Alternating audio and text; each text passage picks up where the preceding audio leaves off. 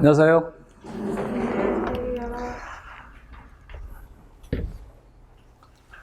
수업 일정은 1월부터 4월까지는 이론을 하고 5월부터 8월까지는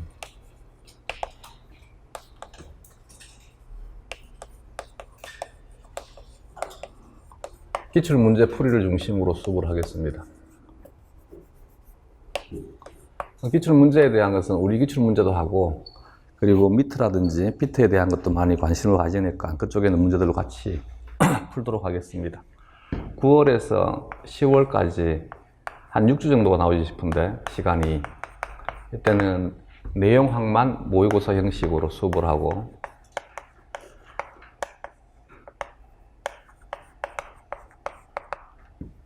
11월에 풀세트로 모의고사를 하도록 하겠습니다. 수업 일정이 토요일 날 원래 몇 시부터 몇 시까지로 나가 있지? 1시부터 9시까지? 1시부터 7시까지? 안 쉬고? 그럼 시간을 좀 바꿉시다. 중간에 안 쉬고 쭉 하면 괜찮나? 쉬는 게 낫지 않을까? 그러면 12시부터 합시다. 12시부터 한 8시까지만 할까? 8시에서 9시 정도? 중간에 쉬는 시간 1시간 정도 가지도록 하고. 약속이 있으면 9시 이후로 하세요. 혹시 조금 늦게 끝날 수도 있으니까 중간에 한 1시간 정도는 쉬는 시간 가지도록 하겠습니다. 근데 토요일만 해가지고는 진도를 다 뺄 수가 없더라고. 요즘은 워낙 양이 많아가지고, 그리고 설명을 좀 많이 해주길 바라니까, 그래서 격주로 일요일 날 보강을 하도록 하겠습니다. 격주로. 알겠지? 그래서 토요일 날 수업을 12시부터 8시까지 하고, 일요일 날은 격주로. 물론 나중에 진도가 많이 밀리게 되면 매주 일요일 날 할 수도 있습니다. 그때 가서 정하도록 하고, 지금은 격주로 똑같이 12시부터 8시까지 보강하도록 하겠습니다. 이번 주는 쉬고 다음 주부터 짝수주로 보강을 하도록 하죠.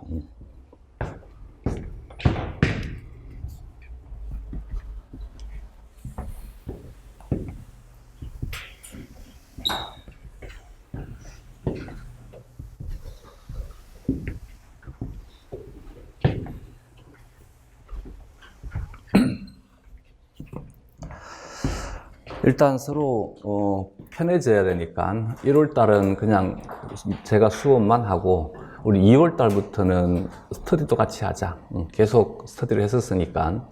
스터디는 작년에 전공책을 했었는데 그게 좀 좋은 것 같아요. 내가 이제 전공책에 있는 모든 것들을 다 커버할 수가 없으니까 그 스터디하는 방법에 대한 것은 나중에 1월 말쯤에 짜도록 하고, 그때 이제 정해가지고 스터디를 하면 일요일 날 하면 괜찮을 것 같아요. 내가 보강할 때 같이 1시간을 하든 2시간을 하든 끼워가지고 같이 스터디를 할 수 있도록 하겠습니다.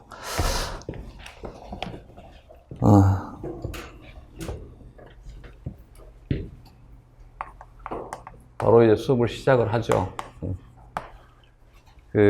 다른 시험에 대한 주변적인 얘기들에 대한 것이야 다 선배들을 통해서 많이 들었을 것이니까 중간중간에 필요한 얘기들은 수업을 하면서 그때그때 얘기를 하도록 하고, 생물이라고 하는 것은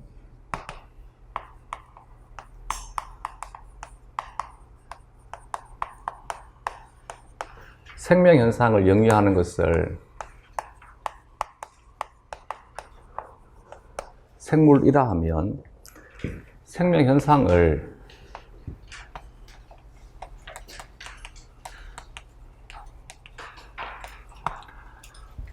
예전에는 고전적으로, 물론 이제 생명현상에 대한 정의 자체가 모든 생물학자들이 똑같은 얘기로 하지는 않습니다. 사람마다 조금씩 정의하는 바는 다르지만, 공통적인 것은 생명현상이란 물질대사, 그리고 반응과 항상성,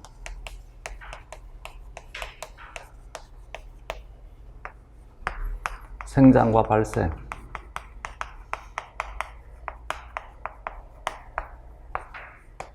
생식과 유전,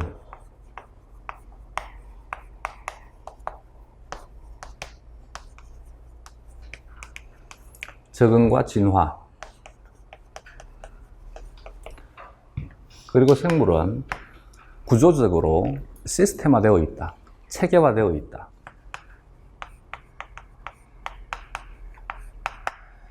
이때 시스템화된다는 말은, 체계화된다는 말은 예를 들어 가지고 화학적으로 빗대서 설명을 하게 되면 물이라고 하는 것은 H2O로 구성이 되는 것이 물이 되게 되지. 그러면 물의 구성 성분은 하나는 수소이고 하나는 산소가 되게 됩니다.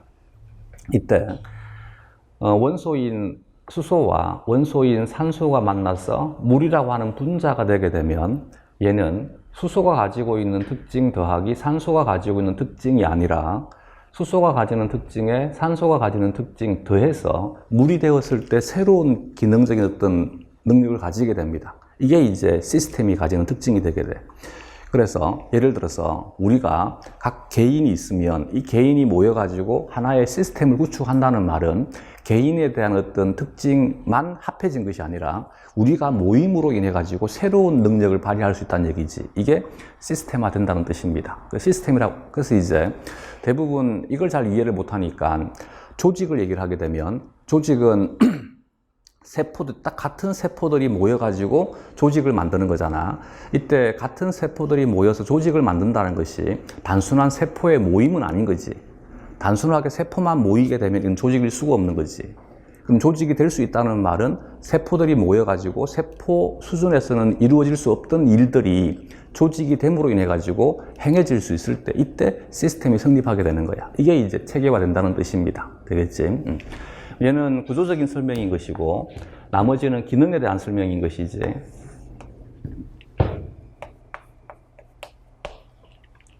생물에서 기능이라고 하는 것은 생리라 합니다. 얘는 구조에 대한 설명이고 생물에서 구조에 대한 것은 형태라 합니다. 그러면 생명현상이라고 하는 것은 결국은 생리, 형태에 대한 것이 생명현상이 되는 것이지. 여기에서 이제 생물이라고 하는 것이 생명현상을 영위한다라고 하게 되면 이 중에서 하나에 대한 것만 수행한다 해서 생물이 될 수 있는 것이 아니라 이들 전체를 수행할 수 있을 때 생물이라고 하는 단어는 성립하게 된다는 거야. 이해가 되겠지?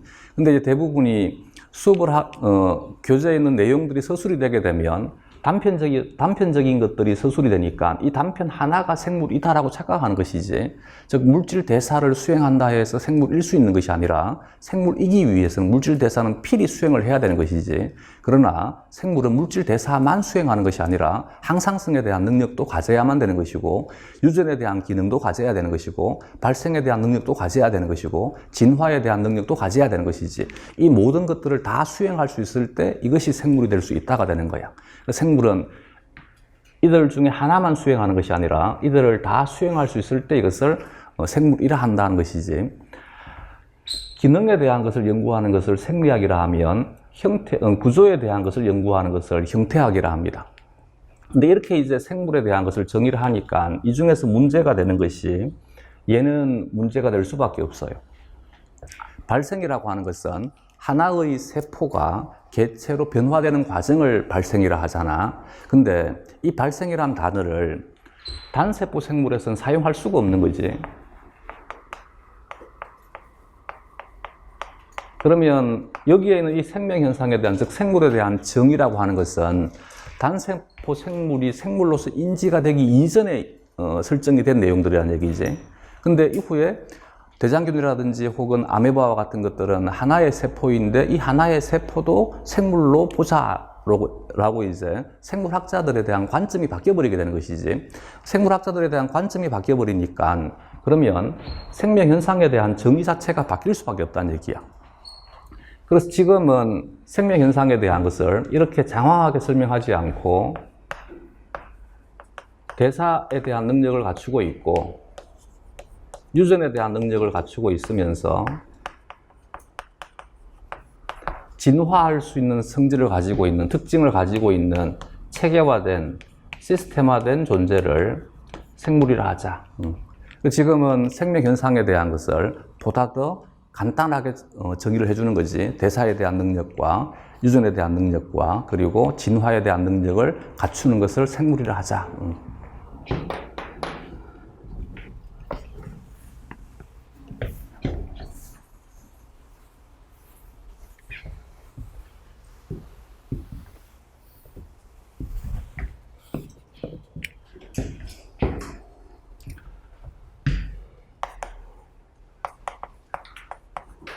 생물이라고 하는 것은 살아있는 물체란 얘기잖아.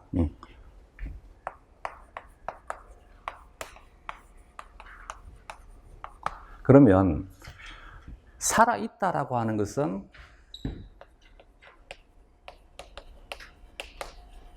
무엇을 살아있다 할까? 우리가 뭔가가 살아있다라고 표현하잖아. 그러면 살아있다는 것은 무엇일까? 근데 우리는 정작 생물 선생님인데 살아있는 것에 대한 것을 한번 고민해 본 적이 없다는 거지. 그렇지 않아? 우리는 살아있는 것을 다룰 것인데 누군가가 생물학의 영역 내에서 이 분필이라고 하는 것을 다룰 때 대상이 적합하냐라고 물어본다라면 적합하지 않다. 왜 적합하지 않냐? 그잖아. 내가 적합하지 않다라고 얘기를 하려면 왜 적합하지 않은지에 대한 것을 얘기할 수 있었을 때 적합하지 않은 것이잖아. 그게 아니면 설명하지 못하게 되면 모른다인 것이지 단정 지을 수는 없는 것이지. 그럼 우리는 무엇을 살아있다 할까? 물론 이제 이 살아있다라고 하는 것이 사람마다 생각하는 바는 조금씩 다를 수 있을 것입니다. 나는 개인적으로 살아있다를 다르게 표현할 때 간단하게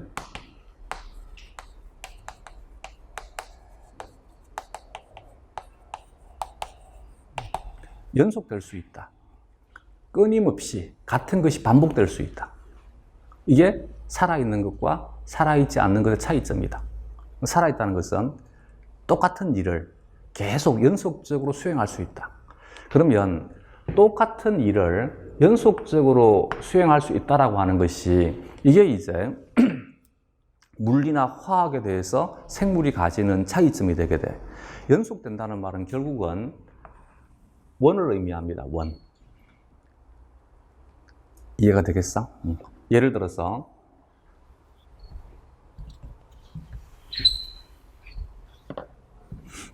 A라고 하는 것이 B라고 하는 것으로 변화가 된다라고 가정을 하자. 만약에 불연속적이라면 이 행위가 언젠가는 끝나버리겠지. 그렇잖아. A가 B로 바뀌게 되면 언젠가는 A는 고갈될 것이고 B만 존재하는 세상으로 바뀌어버릴 거 아니야. 그러면 그 세상에서는 더 이상 A가 B로 바뀔 수가 없으니까 이 행위는 연속될 수 없다가 되는 것이지, 그지? 그러면 똑같은 행위가 연속이 된다는 말은 B가 A가 될 수 있어야 된다는 얘기지. 이때 이것이 계속 연속이 된다는 말은 A가 B로 바뀌는 속도와 B가 A로 바뀌는 속도에 대한 것이 같다가 되어야만 되겠지, 그지? 이게 이제 물리화학에 대해서 생물이 가지는 차이점이 되게 돼. 그러면 물리화학은 좀 급수가 떨어져요. 3차 원적이야. 근데 우리는 4차 원적이야. 여기에 어떤 차원이 더 들어가줘야만 돼. 내가 뭐를 지금 얘기를 했지? 시간. 근데 대부분의 생물학을 전공하는 학생들이 무엇을 간구하느냐 하면 시간에 대한 것을 간구하는 거야. A가 B가 되고 B가 A가 되면 되지 않냐. 근데 그러면 안 되는 거지. 예를 들어서 A가 B가 되는 속도는 100인데 B가 A가 되는 속도가 1이 되게 되면 그러면 얘는 연속될 수가 없어요. 그렇지 않겠어? 그래서 앞으로 이제 공부할 때 항상 생물은 시간에 대한 것을 간구하면 안 돼. 시간에 대한 것을 고려하지 않고 무엇인가를 판단하기 때문에 잘못된 판단을 가질 수밖에 없는 거야. 이해가 되겠지? 이때 A가 B가 되고 B가 A가 된다는 것을 다르게 표현하게 되면 얘를 턴오버라 합니다. 대사 회전이라 합니다. 생물에서 기능적으로 가장 중요한 단어가 무엇이냐라고 하게 되면 바로 턴오버가 이루어질 수 있을 때 생물일 수 있다는 얘기야. 즉, 일방향적인 어떤 반응만 존재한다라면 이 세상에 생물은 존재할 수 없다가 되는 거지. 생물이 계속 존속되기 위해서는 무엇이 필요하다고? 턴오버가 필요하단 말이야. 근데 우리가 생물학을 4년 이상을 공부했는데도 불구하고 이걸 이해를 못해. 그러니까 책에 나와 있는 내용에 대해서 예를 들어 가지고 A라고 하는 단백질이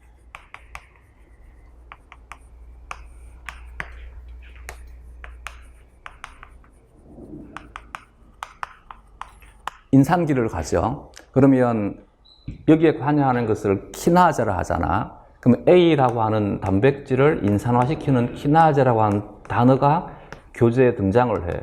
그러면 우리가 최소한 생물학과라면 자연스럽게 A 키나제가 존재하는 장소에는 무엇이 있어야만 돼? 그렇지. 얘를 이렇게 바꾸어주는 것이 있어야만 돼. 그래야지만 생물일 수 있는 거야. 그러면 카이네이스가 존재하는 곳은 항상 무엇이 있어야만 돼? 포스파타제가 있어야만 되는 거지. 근데 생물학과를 졸업했는데도 불구하고 와가지고 묻는 거지. 책에 포스파타제라는 글자가 없지 않냐고. 이건 좀 너무 심한 거지. 그러니까 우리가 생물을 배울 때 제대로 배우지를 못한 거지. 무슨 말인지 이해가 되겠어? 그러면 생물학 교재를 서술하는 교수들은 이 정도는 알고 있다고 서술을 하고 있는 거야. 무슨 말인지 이해가 되겠어? 항상 시간에 대한 것이기 때문에 그러면 얘로 바뀌는 것이 인산화 효소인 것이고 얘를 이렇게 바꿔주는 것은 A 인산을 탈인산화시키는 효소잖아. 포스파타제 혹은 인산기 가수분해 효소. 그러면 교재를 서술하는 사람은 당연히 얘를 언급을 하게 되면 이것에 대한 것은 존재한다를 알고 있다고 생각을 하고 서술을 해주고 있는 거야. 여기서 이제 그 다음 얘기는 시간에 대한 개념인 거야. 그러면 어떤 자극이 A 카이네이스를 활성화시킨단 말이야. 그럼 A 카이네이스를 활성화시킨다는 말은 이게 이루어지지 않은 상태에서는 현재 이들에 대한 속도가 같은 상태란 얘기지. 같은 속도인 상태인데 이것의 속도를 지금 높이고 있다는 얘기야. 그럼 이것의 속도를 높이고 있는 것이니까 얘가 얘보다 빨라. 그러면 어떤 현상이 벌어지게 돼? 얘는 농도가 감소가 될 것이고 얘는 농도가 높아지게 되겠지. 너무 쉽지 않아? 이해가 되겠어? 무슨 말인지? 마찬가지 어떤 자극이 A 카이네이스의 활성을 낮추고 있어. 그러면 얘는 지금 통제 변이인 것이지. 그럼 평형 상태에 있던 놈이 이것에 대한 속도가 지금 떨어지고 있네. 그러면 이 물질에 대한 농도는 낮아지게 될 것이고 이 물질에 대한 농도는 높아지게 되겠지, 그지? 이해가 됐어? 응. 그렇기 때문에 A 카이네이스가 불활성화되게 되면 이것의 농도는 감소한다가 성립이 되는 거야. 근데 이 간단한 원리를 이해를 못하니까 아니 얘를 만드는 것인데 얘를 적게 만든다고 왜 얘가 농도가 감소가 되냐고 묻는 거지. 이건 생물의 가장 기본적인 상황 자체를 이해를 못하고 있는 거지. 이해가 됐어? 또 예를 들게 되면 똑같은 얘기야. 턴오버인 것이기 때문에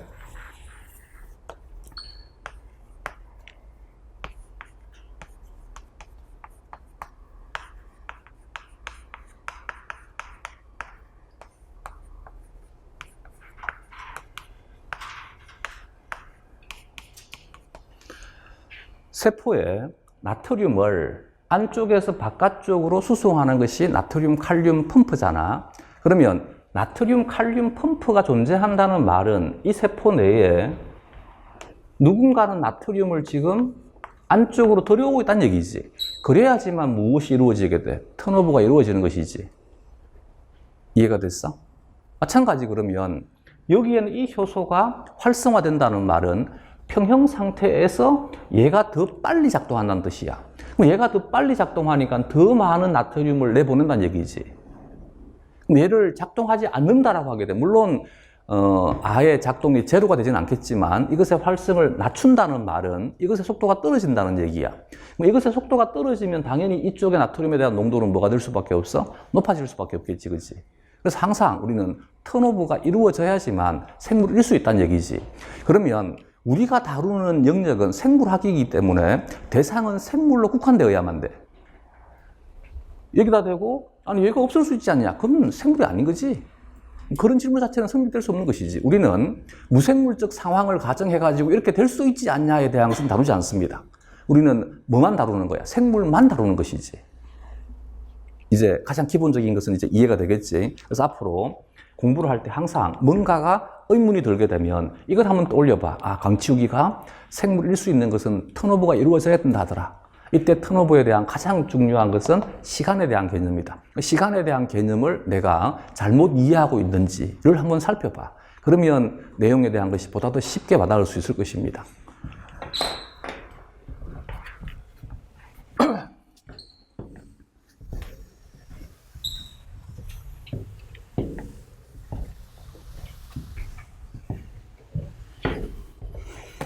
물론 일부 생물의 경우에는 적합하지 않은 개념이 있을 수도 있다. 그러나 대부분의 생물들은 이와 같은 기능적인 특징들을 다 가지고 있더라. 이것이 이제 생명현상이잖아. 그러면 이 생명현상에 대한 것은 즉 물질 대사가 되었든 혹은 반응과 항상성이 되었든 혹은 생장과 발생이 되었든 생식과 유전이 되었든 적응과 진화가 되었든 이것에 대한 구체적인 능력을 수행하기 위해서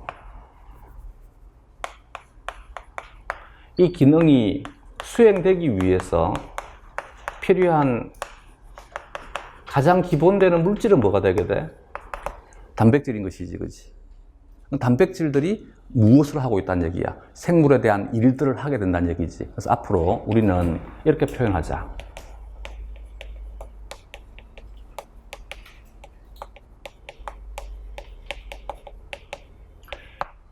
생물의 현상에 대한, 생명 현상에 대한 주체는 단백질이다. 이 하나만 인지하더라도 생물학에 대한 내용에 대한 이해는 보다도 편해집니다.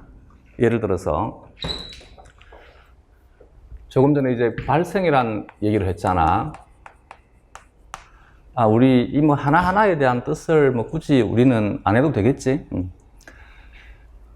발생이라고 하는 것은 물론 이제 발생학의 시초는 아리스토텔레스입니다. 아리스토텔레스가 계란을 가지고 연구를 한 거지. 그래서 발생학도 굉장히 오래된 학문인데 이 특징이 아리스토텔레스에서부터 시작을 해서 몇백 년간 발생에 대한 것을 연구했는데 그 연구한 내용이 현재 연구하는 것에 한 달도 안 되는 양인 거지. 그래서 발생은 최근의 학문인 거야. 그 이전에 고전적으로 기록한 것들은 거의 해부학 수준에서 이루어지는 간단한 기록들만 존재하는 것이고 발생에 대한 연구는 20세기에 와가지고 수행이 되게 된 것이고 면역학도 마찬가지고 최근의 학문이기 때문에 지금 가장 많이 교재가 빠르게 바뀌고 있는 것이 발생학과 면역학이 될 수밖에 없는 거예요. 어쨌든 너무나 고전적인 학문이긴 하나 우리가 지금 배우고 있는 내용들은 대부분 다 최근에 밝혀진 것들이 되는 거지. 옛날에는 계란을 가지고 연구를 했었어요. 왜 계란을 가지고 아리스토텔레스가 연구를 했냐면 계란은 크기 때문에 눈으로 관찰이 가능한 것이지. 그래서 이제 계란을 이용을 해서 연구를 한 것이고 내가 대학을 들어갈 때만 하더라도 우리 학교에 뭐가 있었냐면 이 부화기가 있었어요. 그 전까지도 무엇을 했다는 얘기야. 닭을 가지고 많이 연구를 했다는 얘기야. 왜냐하면 쉽게 눈으로 관찰할 수 있는 것이니까. 그러다가 이제 현미경의 시대가 되면서부터 우리는 육안으로 관찰하기 힘든 구조에 대한 것을 쉽게 관찰할 수 있는 시대가 열리게 된 거지. 그러다 보니까 계란은 불편하다는 얘기지. 이거 예전에 한번 문제가 나왔는가? 여러분들이 생각하기 힘든 시대에 왜 계란의 시대가 마감이 되고 양서류의 시대가 열리냐에 대한 것이 즉 계란과 깨구리 알, 사실은 깨구리가 아니지. 제노푸스니까 뚜껑입니다. 뚜껑이 쪽에 가까운 거야. 왜 제노푸스의 알을 연구를 더 많이 했었을까? 이게 아마 옛날에 문제가 나왔지 싶은데 1900년대인가? 계란과 제노푸스의 알의 차이점 뭘 것 같아? 그럼 왜 그 이전까지 1970년대까지만 하더라도 발생에 대한 주된 연구는 계란이었단 말이야. 근데 이제 80년대가 되면서 서서히 계란에서 무엇으로 바뀌기 시작을 하냐면 제노푸스로 바뀌기 시작했다는 얘기지. 그럼 왜 80년대 학자들이 계란을 사용하지 않고 깨구리알을 사용했을까? 간단한 얘기, 뭐 심오한 철학이 들어있는 것이 아니고 너무 간단한 얘기야. 계란 안 보여. 계란은 안 보인다고. 근데 깨구리알은 투명하잖아. 그래서 이제 깨구리알로 바꾸게 된 거야. 계란은 그래서 이제 불투명하기 때문에 얘를 속을 바로 들여다볼 수가 없으니까 시기별로 동시에 다 깨트릴 수밖에 없는 거지. 깨야지만 볼 수 있는 것이고 깨버리게 되면 얘는 더 이상 발생을 진행시킬 수가 없는 거지. 그래서 어떤 처리를 할 때도 굉장히 힘들 수밖에 없는 것이지. 근데 깨구리알 같은 경우에는 투명하니까 대신 이제 이전에 아리스토텔레스는 왜 깨구리알을 이용을 못한 거야? 잘 안 보이니까. 너무 작아가지고 잘 안 보이니까 어쩔 수 없이 큰 알을 선택할 수밖에 없는 것이고. 근데 1980년대가 되고 1970년대가 되니까 이제는 현미경을 이용하는 시대가 되니까 작은 알들을 이용을 볼 수 있는 것이고, 볼 수 있다라면 굳이 불투명한 계란을 이용하는 것보다 투명한 깨구리 알이 훨씬 더 유리한 것이지. 그래서 이제 발생하게 대한 많은 것들은 제노푸스를 중심으로 정리가 되게 된 거야. 이 제노푸스를 중심으로 이제 정리가 될 때, 내가 이제 나는 90년대 대학을 다닌 사람이야. 90년대 대학, 뭐 대학원도 마찬가지고, 석사도 마찬가지고, 박사도 마찬가지고, 다 90년대 하는 사람인데, 이때 이 당시만 하더라도 생물에 대한 것도 생물은 과학의 한 분과이다라고 하는 것을 강조를 하고, 생물학에 대한 것도 공부를 하는 것이 우리가 깨구리를 통해 가지고 발생을 연구하는 궁극적인 목적에 대한 것을 뭐라고 배웠냐 하면, 깨구리를 통해 가지고 나를 이해하기 위해서라고 배웠어요. 사람을 가지고 직접 실험하지 못하니까 깨구리를 통해서 실험을 하고 깨구리에서 밝혀지는 생명 현상에 대한 것이 나에게도 적용이 된다라고 생각하던 시대가 20세기인 거야. 근데 1980년대부터 시작을 해서 뭐가 이제 대두가 되기 시작을 하냐면 생물 다양성이라고 하는 것이 대두가 되기 시작을 합니다. 계속해서 생물학적인 자료가 누적이 되다 보니까 그 이전까지는 생명 현상에 대한 법칙을 찾아내려고 그렇게 애를 쓴 거지. 근데 아무리 노력을 해도 법칙에 다가가는 것이 아니고 법칙으로부터 자꾸 멀어지더란 얘기지. 밝히면 밝힐수록 계속 다른 것이 관찰되는 것이지, 밝히면 밝힐수록 같은 것이 관찰되지 않다는 얘기죠, 오히려. 그래서 1990년대가 되면서 이제 이 생물 다양성 협회가 급격히 팽창하기 시작을 합니다. 그래서 우리 때 이 다양성에 대한 것을 너무나 이제 많이 교수님들이 떠들었는 것 같아요. 지금은 다양성 그러면 너무나 쉽게 들리잖아. 왜? 워낙 많이 떠드는 것이니까 당연하지라고 생각하잖아. 근데 우리 때만 하더라도 당연한 얘기가 아니었는 거지. 그러니까 이 교수는 너무나 막 신기한 어떤 현상처럼 막 얘기를 한 거지. 생물 다양성 협회에, 우리는 아예 그 중간고사에 생물 다양성 자체에 대해서 논하는 것이 문제가 나왔었어요. 그게 이제 90년대 초반이야. 그만큼 무슨 말이냐 하면 다양성에 대한 것이 새로운 사실이고 새롭게 인지가 되고 있다라고 하는 것이지. 그래서 이제 이 다양성에 대한 것이 90년대 폭발적으로 이제 인식에 대한 것이 넓어지기 시작을 합니다. 그러면서 21세기가 되면서 생물학에 대한 패러다임 자체가 아예 바뀌어버리게 된 거지. 그 이전까지 20세기에서의 노력은 무엇이었냐면 내가 개를 연구하는 이유가 개를 통해 가지고 밝혀진 것을 나에게 적용하기 위해서였던 거지. 근데 다양성에 대한 것이 인지가 되고 난 다음부터는 나와 개는 다르다라고 하는 것이 이제 인지가 되기 시작한 거지. 발생은 더더군다나 발생 과정이 만약에 모든 생물에서 공통이었다라면 그러면 나의 모습이나 개의 모습이나 고양이의 모습이나 깨구리의 모습이나 왜 달라야만 돼?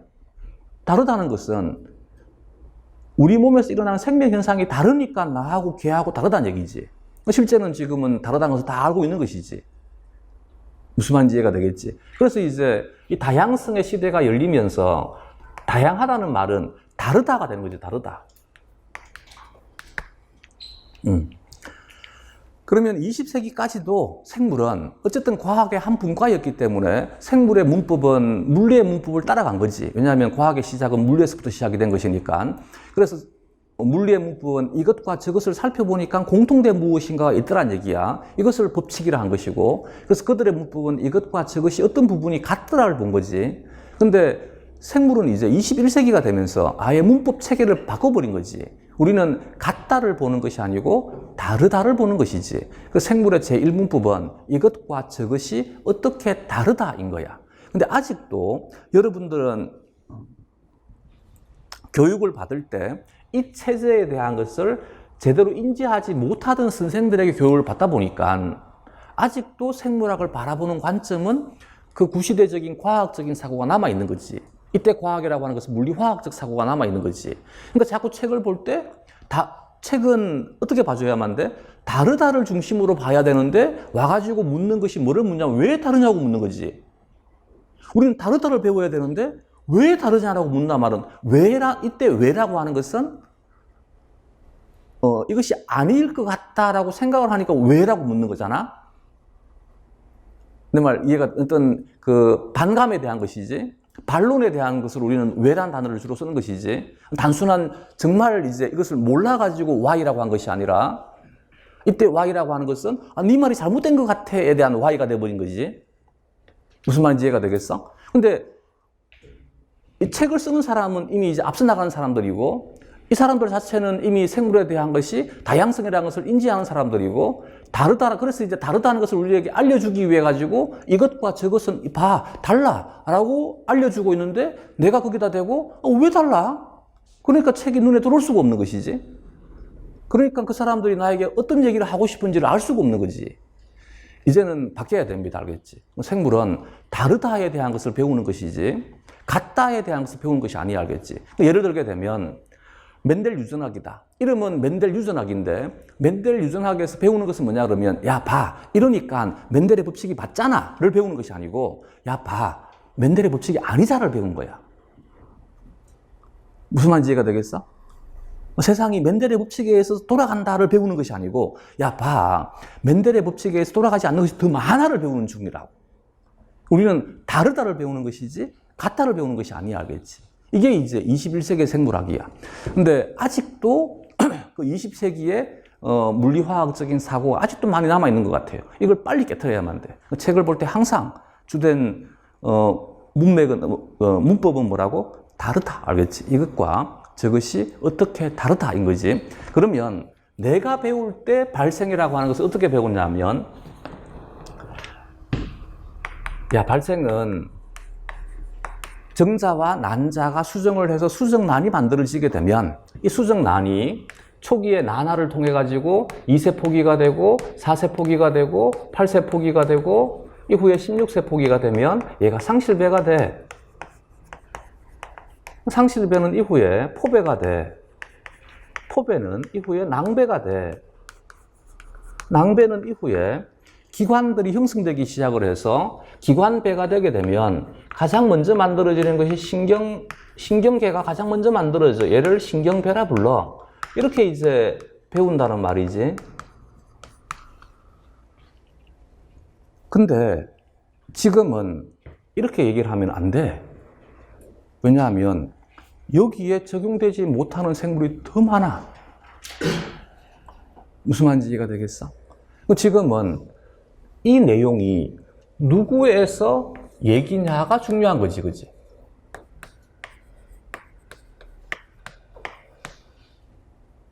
이 말이 이해가 되겠어? 그러면 이 내용은 양서류는 이렇더라인 거야, 알겠지? 나는 달라. 그래서 우리는 2세 포기는 존재하되 2세 포기가 바로 4세 포기가 되지 못하지. 우리는 뭐를 거쳐가게 돼? 3세 포기를 거쳐가게 돼. 깨구리는 2세 포기, 4세 포기로 하는데 나는 2세 포기, 3세 포기, 4세 포기, 5세 포기 이렇게 홀수세 포기가 존재하는 거지. 이게 이제 나와 깨구리가 다르더라인 거지. 왜 다르냐인 거지. 나는 회전형 난화를 하고 깨구리는 방사형 난화를 하기 때문에 다르더라인 거지. 이제 이해가 되겠어? 어쨌든 간에 그러면 발생이라고 하는 것이 깨구리의 경우에는 이런 형태로 발생이 진행이 될 때 여기에서 이제 심각한 문제가 발생이 됩니다. 상실배란 이 글자와 포배란 글자와 낭배란 글자와 물론 신경배는 뭐 그나마 쉬운 글자인데 이 단어가 일본 말이지.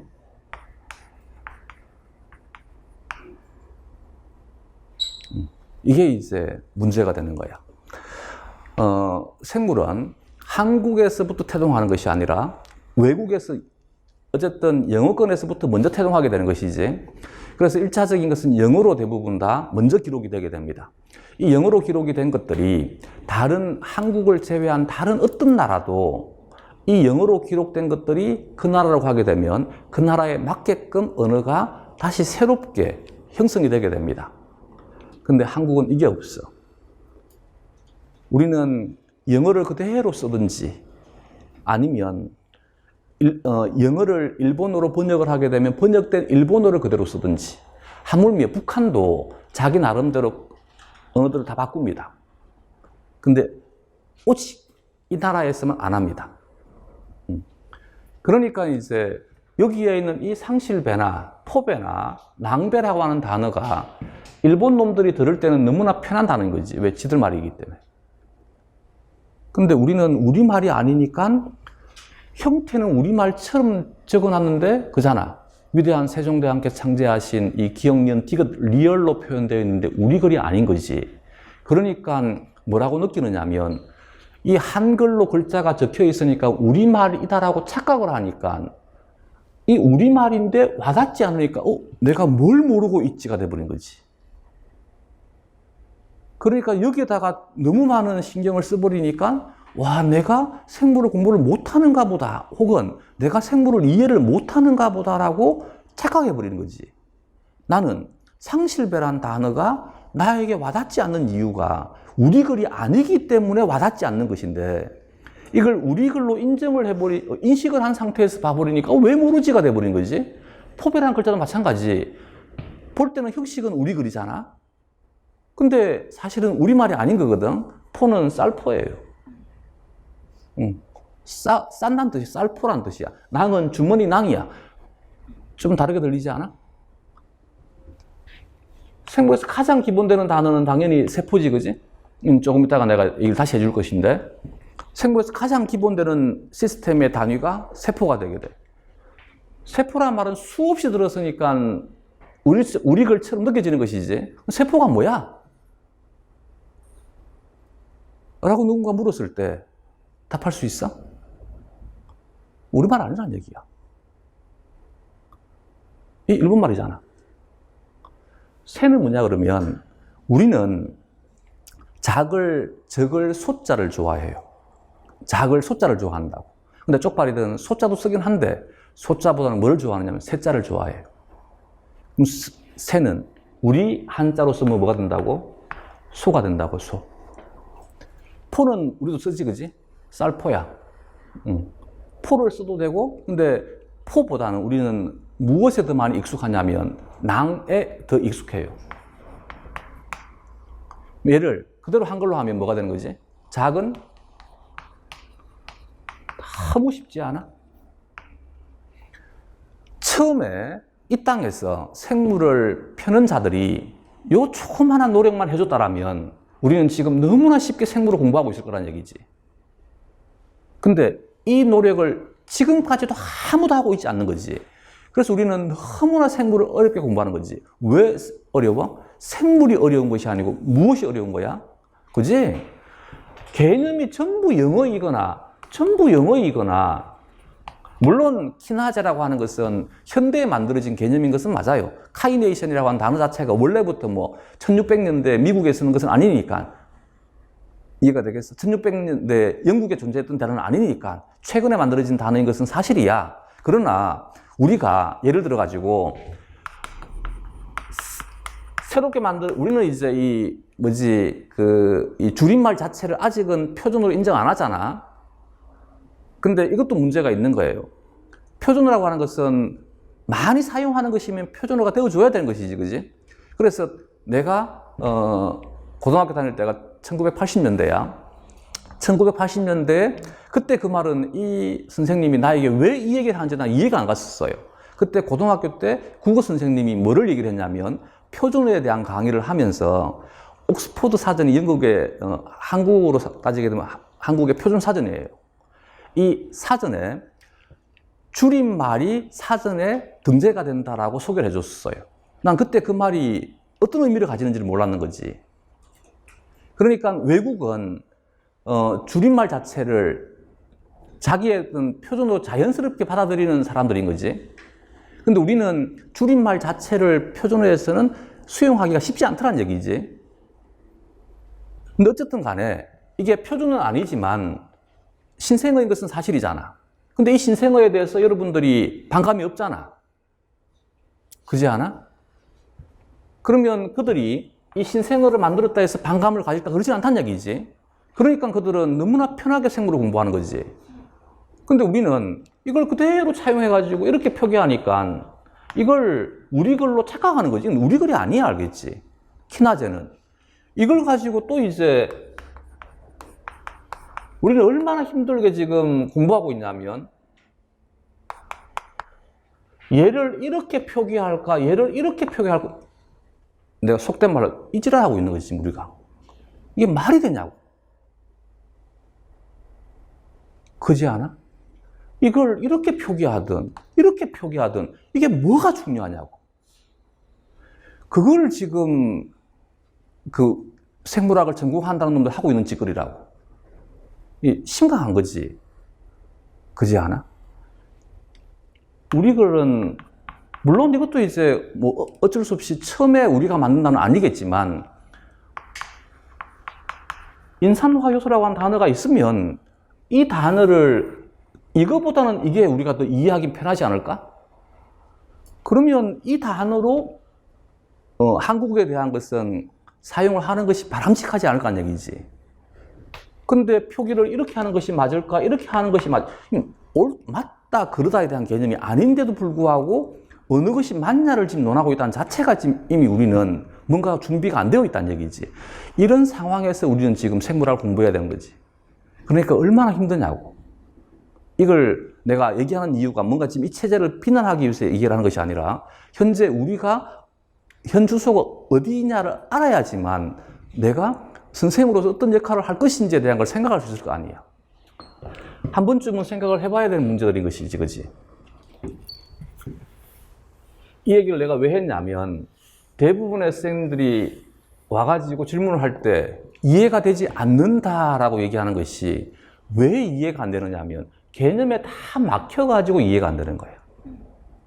그러면 생물을 공부할 때 생물 교재에 나와 있는 모든 개념은 외국어에 있다라고 먼저 인정을 해버려. 내가 영어 책을 볼 때 영어 단어를 보고 이해 안 된다는 말 안 하잖아. 영어는 내 글이 아니다라고 먼저 준비를 하고 있는 상태이기 때문에 낯선 단어가 등장하게 되면 뭐를 먼저 찾아보게 돼? 그치? 사전을 먼저 찾아보지, 그치? 근데 우리는 누구도 생물학 사전을 가지고 있지 않는 거지. 슬픈 현실이지 않아? 내가 그나마 교육받을 때 교수님들이 뭐라 그랬냐면 제일 먼저 구입해야 되는 목록에 캠벨 책이 아니고 생물학 사전이었어요. 그나마 그 말을 해준 교수님은 한국의 생물학에 대한 상황을 알고 계신 거지. 대부분은 그것도 몰라요. 근데 그나마 그분은 한국의 생물학이 무엇인지를 알고 있는 분인 거지. 내가 이런 얘기를 할 수 있는 것은 내가 뭐 혼자 다 생각했겠어? 그나마 이제 우리는 한 분은 계셨는 거지. 제대로 된 생각을 할 수 있는 분이. 그래서 그분이 했던 얘기들인 거야. 우리 걸 화하지 않는다고. 이게 가장 큰 문제라고. 근데 이제 정작 수업을 들었던 내가 대학생인데 뭘 알겠어? 그분이 왜 이 말 하는지를 나는 이해를 못한 거지. 지금에 왔어야 이제 이해가 되는 거지. 아, 그때 그분이 왜 이 말을 넌지시 우리에게 던졌느냐인 거지. 그러면서 이제 나하고 같이 이제 내 지도 교수님이었으니까 작업을 같이 할 때 번역을 하면서 이제 항상 얘기를 하는 것이 이해가 안 된다고, 개념에 대해서. 근데 그 말이 그때는 그냥 투정으로만 들리는 거지. 근데 내가 이제 강의를 하고 나니까 이해가 되는 거야. 그리고 지금에 와서 내가 생물에서 멀어진 이유가 바로 이것 때문인 거지. 그렇지 않아? 그러면 이걸 미리 내가 이제 마음의 준비를 하고 봐. 마음의 준비를 하고 앞으로 우리가 보는 책은 우리 글이 아니고 영어이거나 아니면 일본어이거나 둘 중에 하나야. 영어이거나 일본어이거나. 그러면 우리 글이 아니다라고 생각을 하니까 문장이 이해가 안 되면 뭐를 먼저 찾아볼 것 같아? 사전을 먼저 들추겠지, 그렇지? 이게 처음으로 이루어져야 되는 행위인 거야. 근데 이걸 인지하지 못하니까 문장을 읽었을 때 내가 뭔가를 느끼지 못하게 되면 책을 듣고 가만히 생각하고 있는 거지, 계속. 내가 영어를 공부하는데 이 문장이 이해가 안 돼? 책을 듣고 가만히 생각한다고 이해가 돼? 그치? 그래서 앞으로 문장이 이해가 안 되면 이 문장을 구성하고 있는 단어를 하나씩 하나씩 쪼개봐. 그럼 이 단어들 중에 내가 아는 단어는 무엇이고 내가 모르는 단어는 무엇일까? 그럼 그 모르는 단어에 대한 것을 먼저 무엇을 확인해야 된다고? 사전을 먼저 확인을 해봐야만 돼. 사전을 보고 이 단어에 대한 뜻을 먼저 알고 난 다음에 다시 문장을 봐. 그러면 너무나 쉽게 이해가 될 것이니까. 그래서 이렇게 이해를 하면 돼. 나중에 강의를 할 때도 마찬가지. 우리는 생물학이라고 하는 어떤 새로운 나라에 생물학 언어라고 하는 새로운 언어를 배우는 거야. 근데 이 언어가 대한민국을 제외한 나머지 모든 나라들은 다 자국어화 해준 거야. 그러니까 보다 더 쉽게 통역을 이미 다 해버렸기 때문에 쉽게 접근할 수 있도록 도와준 거지. 근데 이 땅에는 한 명도 그런 사람이 없어요. 그러니까 한국어화 되어 있는 개념이 없는 거지. 그러니까 우리는 동시에 뭐를 해야 되는 거야? 생물학 언어를 배워야 되는데 생물학 언어를 어떤 언어를 통해서 배워야 되는 거야? 영어와 일본어를 통해서 배워야 되는 거지. 그래서 우리는 두 번 트랜스퍼 해야 되는 거지. 생물학 언어라고 하는 새로운 나라의 언어를 배워야 되는데 생물은 다르기 때문에 언어야, 언어. 물리나 화학의 경우에는 술이잖아. 근데 우리는 다양성이기 때문에 너무나 많다. 그러니까 많은 단어가 필요한 거야. 우리는 언어학에 대한 것입니다.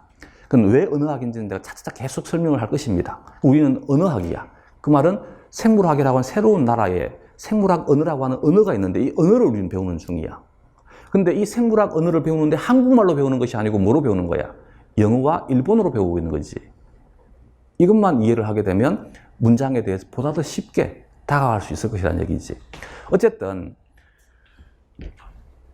얘는 글자가 수정란이란 글자고 얘는 글자가 상실배란 글자고 얘는 글자가 포배란 글자고 얘는 글자가 낭배란 글자잖아. 얘는 글자가 신변배란 글자잖아.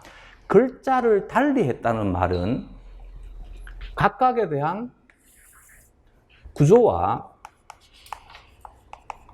기능이 다르다 이겠지, 그지?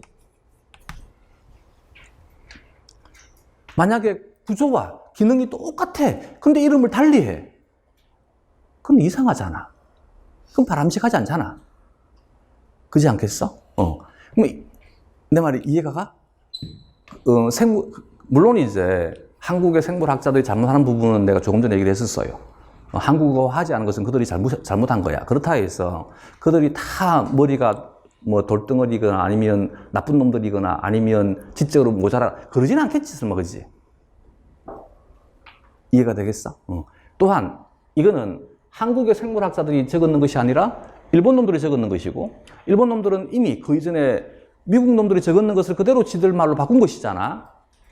그래서 이건 한국의 생물학자에 대한 얘기가 아니라 전 세계 생물학자에 대한 얘기인 것이지. 그럼 생물학을 담당하는 애들이 머리가 나쁜 놈들은 아닐 거 아니야. 그럼 그들이 글자를 지금 달리했다는 말은 이 글자를 달리해가지고 뭔가를 우리에게 지금 메시지를 주고 싶다는 얘기지. 그럼 글자를 달리한다는 말은 무슨 말이냐면 당연히 다르니까 글자를 달리하지 않았을까? 이건 너무나 당연한 생각이어야 돼. 이게 인지가 안 된다는 자체가 이미 나는 제대로 교육을 못 받았다는 얘기야. 개념이 달라졌다는 말은 뭔가가 다르다인 거야. 그럼 무엇이 다른지는 배워봐야 하는 것이고 어쨌든 글자가 다르다는 말은 다르다는 뜻이야. 수정란과 상실배는 다르다는 뜻이야. 상실배와 포배는 다르다는 뜻이야. 무엇이 다르냐? 구조와 기능이 다르다는 뜻이야. 그러면 구조는 생물학적으로 뭐라 한다 그랬지? 형태를 한다 그랬지, 그지? 기능은 생리를 한다 했지. 이것을 생물학 언어로 바꾸게 되면 그럼 이들이 글자가 다른 것은 무엇이 다르기 때문인 거야? 형태가 다르고 생리가 다르기 때문인 거야. 형태와 생리에 대한 것을 함께 일컬어서 얘는 뭐라 하면 되지? 그렇지, 생명현상이라 하면 되지. 그러면 수정란과 상실배와 포배와 낭배는 생명현상이 다르다인 거야. 생명현상의 주체는 뭐라 그랬어? 단백질이라 했지, 그지? 그러면 생명현상이 다르다는 말은 각각이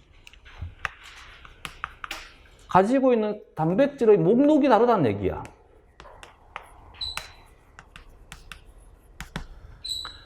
그럼 단백질의 목록이 다르다 해서 단백질을 암호화하는 것이 유전자지.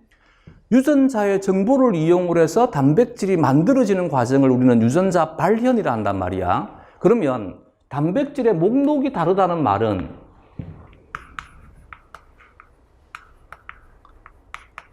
발현되는 유전자의 목록이 다르단 말이야. 사실 지금 내가 얘기한 이 부분은 굳이 얘기를 안 해도 되는 거지, 그지? 그렇지 않아? 그잖아. 생명현상에 대한 주체는 단백질이다. 개념이 다르다는 말은 현상이 다르단 말이다. 현상이 다르다는 것은 굳이 현상의 주체가 누구니까? 단백질이니까. 단백질의 목록이 다르다. 너무 당연한 얘기인 거지. 너무 당연하다는 말은 무슨 말이야? 굳이 설명할 이유가 없다는 얘기잖아. 근데 그 당연한 것이 당연하게 와닿지 않는 거지. 그러니까 들어보니까 생물 너무 쉽지 않아? 그지? 근데 이걸 이제 왜 이 얘기가 갑자기 왜 튀어나오는지 이해가 안 되는 거지. 발생학을 한다고 발생학 책을 배웠는데 갑자기 막 유전자 얘기가 막 나오는 거지. 단백질 얘기가 막 나오는 거지. 아, 이걸 왜 얘기를 하지? 이제 이해가 돼. 왜 유전자 얘기를 해야 되고 왜 단백질 얘기를 해야 되고 이제 이해가 되겠어? 또한 여기에서 다양성에 대한 것을 인지를 못하니까 이 구체적인 유전자 목록에 자꾸 관심을 가지는 거야. 구체적인 유전자의 목록은 단순한 관찰 사실에 불과한 거야. 왜냐하면 조금 전에 뭐라 그랬냐면 나는 개와 다르고 나는 고양이와 다르고 나는 깨구리와 다르다라고 얘기했어. 그러면 내가 가지고 있는 단백질의 목록과 개가 가지고 있는 단백질의 목록은 달라요.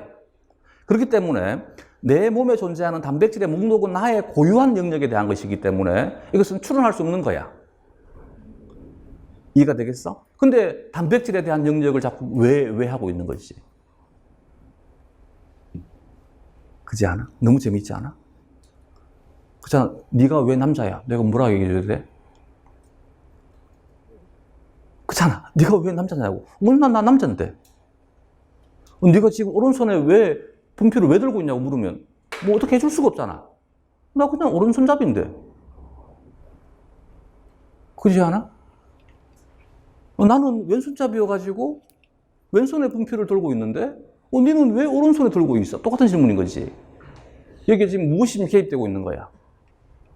그치? 자신의 선입견이 개입되어 있는 거지. 그래서 왜 생물 교육론 할 때 제일 먼저 얘기하는 5개념, 생물에서 가장 이제 중요한 것이 생물 교육학은 5개념이 가장 중요한 거잖아. 그 말 자체가 뭐냐 그러면 생물학은 언어학이란 얘기야.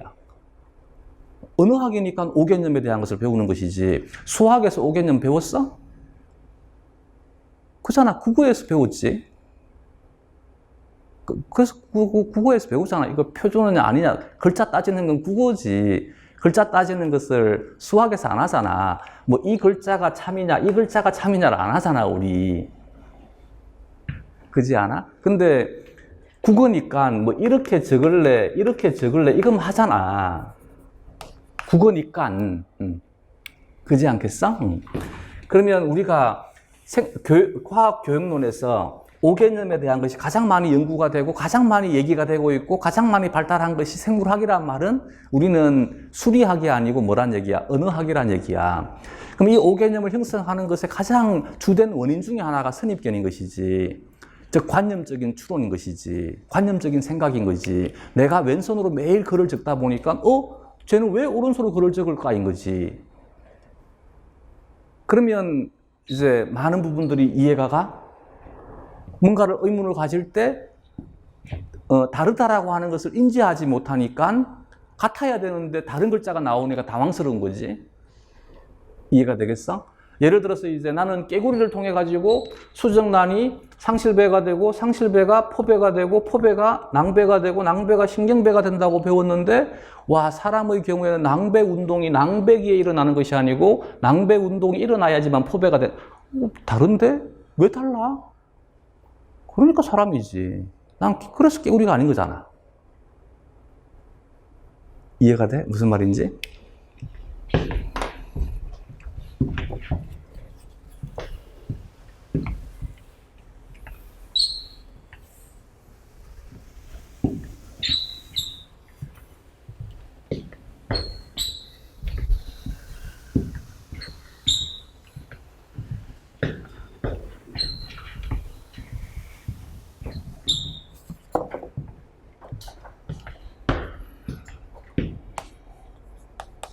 이 너무나 중요한 것이다.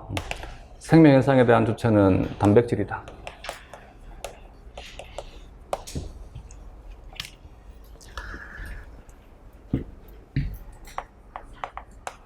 생물은 다양성에 대한 것이다. 그래서 생물의 제1문법은 이것과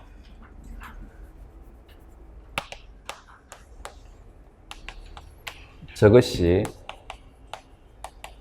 어떻게 다르다.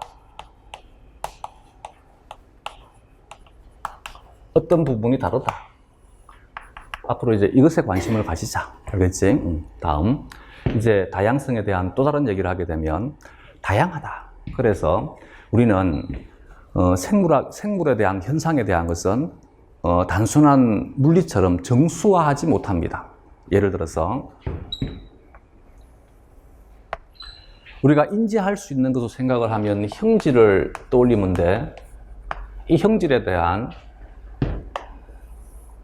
같은 개체에 속하는 같은 개체군에 속하는 개체의 분포 양상을 그림을 그려보게 되면 이와 같은 정규 분포 곡선을 그리게 되지, 그지? 어디든 마찬가지인 거야. 그렇기 때문에 이게 이제 다양성에 대한 얘기야. 그래서 이 통계라고 하는 과목은 어디에서 먼저 형성이 된 거냐면 생물학에서 먼저 형성이 된 것입니다. 즉 물리화학적인 사고는 1 아니면 제로인 것이지. 근데 생물은 1, 제로가 아니더란 얘기지. 그래서 이와 같은 정규 분포 곡선을 그려버리게 되면 그러면 예를 들어서 지금 머릿속에 잘 뭔가가 인지가 안 되게 되면 자 여기가 염색체 사람의 염색체 수라 하자. 그럼 사람의 염색체 수가 여기가 46개라 하자. 그럼 어떤 사람은 45개도 있는 것이지. 어떤 사람은 47개도 있고 48개도 있고 49개도 있고 이제 이해가 되겠어? 그러면 사람의 염색체에 대해서 우리가 얘기를 할 때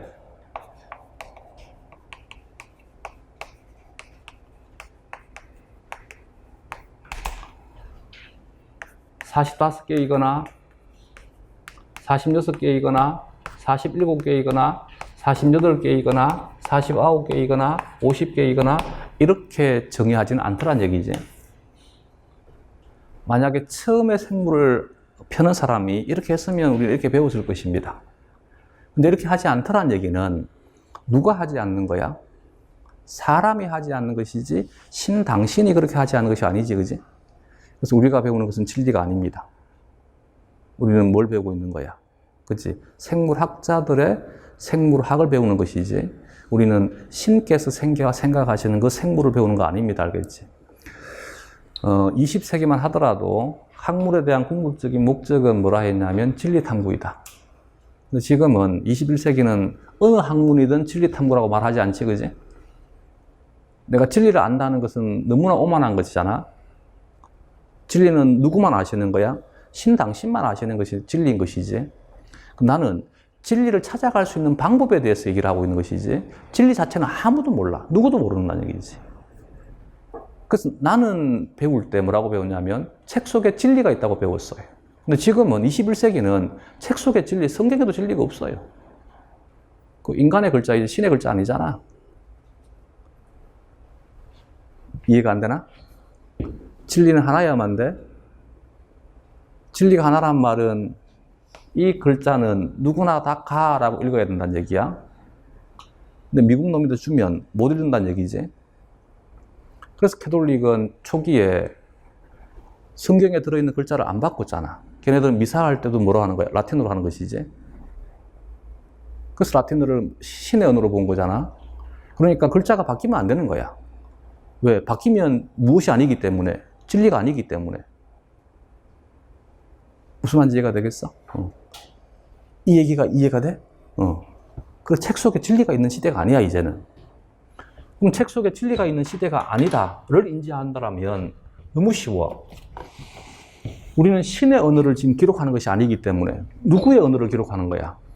그렇지, 사람의 언어를 기록하는 거야. 생물학자들의 기록인 것이지 이건 신의 말이 아닌 거야. 그러면 생물학을 한 사람들은 사람의 염색체를 46개이다라고 기록한단 말이지. 여기다 대고, 자, 그러면 사람의 염색체 개수가 46개야. 그러면 옆집에 살고 있는 터너 정원인 영희는 45개야. 그럼 영희는 사람 아니야? 왜 갭이 생기는지 알겠어? 마찬가지 그 옆집에 있는 철수는 클라인펠터야. 47개인데 얘는 사람 아닐까인 거지. 이게 여러분들이 쌤들이 나한테 질문하는 거야. 내가 수업 시간에 야, 사람의 염색체는 46개야 라고 얘기를 했어. 쉬는 시간 쪼르륵 쫓아와가지고 우리 옆집에 영희가 사는데 영희는 터너 정원인데 네 얘기대로 하면 영희는 사람 아니어야 되는데 왜 사람이냐고 묻는 거지. 이런 질문들이 너무 비일비재한 거지. 그 말은 무슨 말이냐면 생물학에 대한 가장 기본적인 것조차 지금 우리 모르고 있다는 얘기지. 이게 가장 심각한 문제인 거야. 누가 그렇다 하더라고. 원래 시험 치고 난 다음에 거기 니들이 가장 많이 이용하는 곳이 물화생지 카페니까 거기 누가 그렇게 적었다며? 자기가 가채점 했는 것보다 10점이 더 떨어져 있다고? 나 같으면 쪽팔려서 그게 안 적을 것 같아. 문제 다 공개되고 있고 그 문제에 대한 전공책도 다 가지고 있을 건데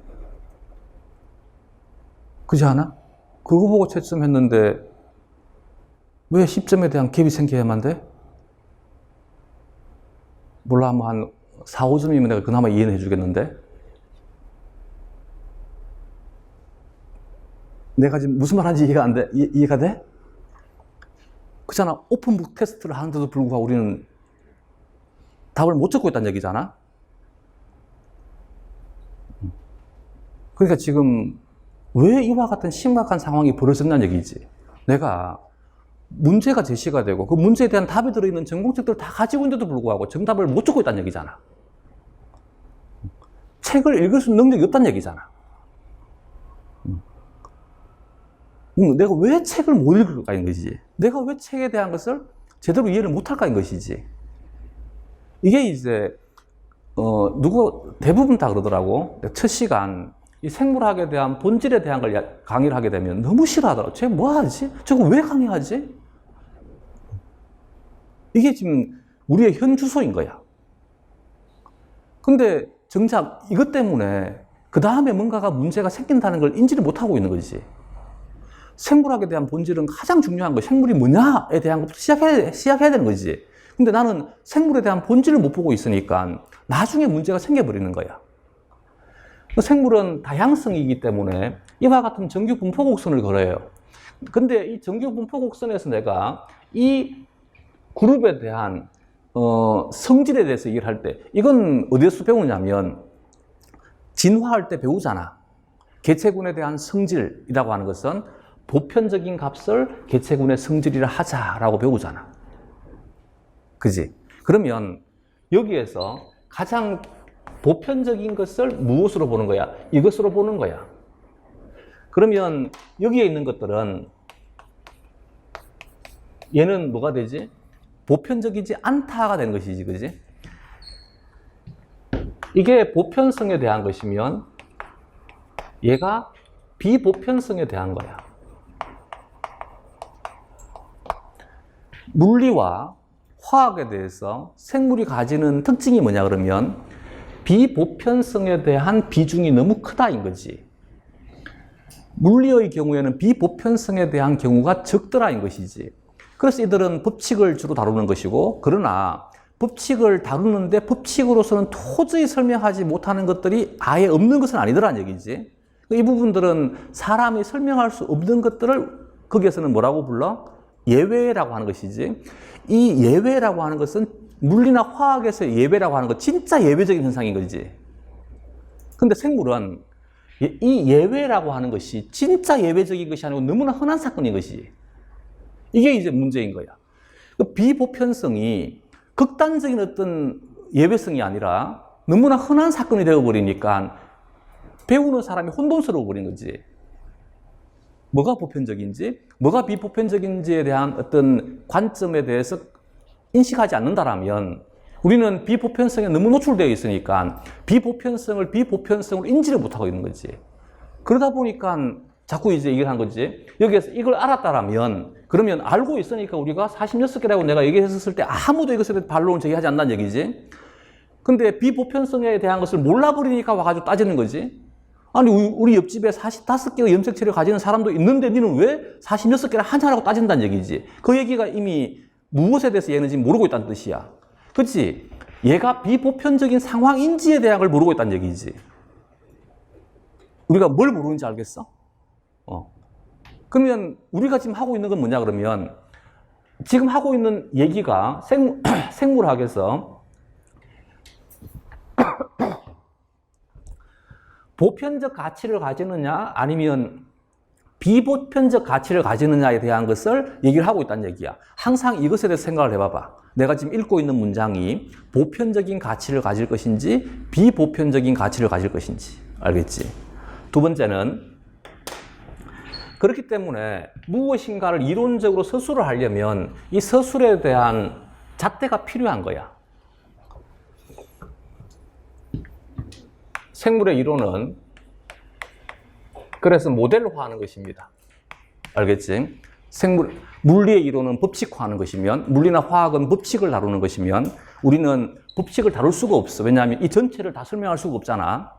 이 전체를 다 기록할 수가 없으니까 우리는 모델을 설정하는 거야. 이때 모델에 대한 대원칙이 보편성이야. 되겠지? 그럼 너무 쉽게 이해가 되지? 사람의 염색체는 몇 개야? 46개. 왜?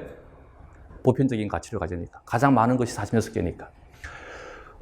피자식물의 배낭은 핵이 몇 개야? 8개. 그러면 모든 피자식물이 8개란 말은 아니겠지, 이제, 그지? 이제 이해됐어?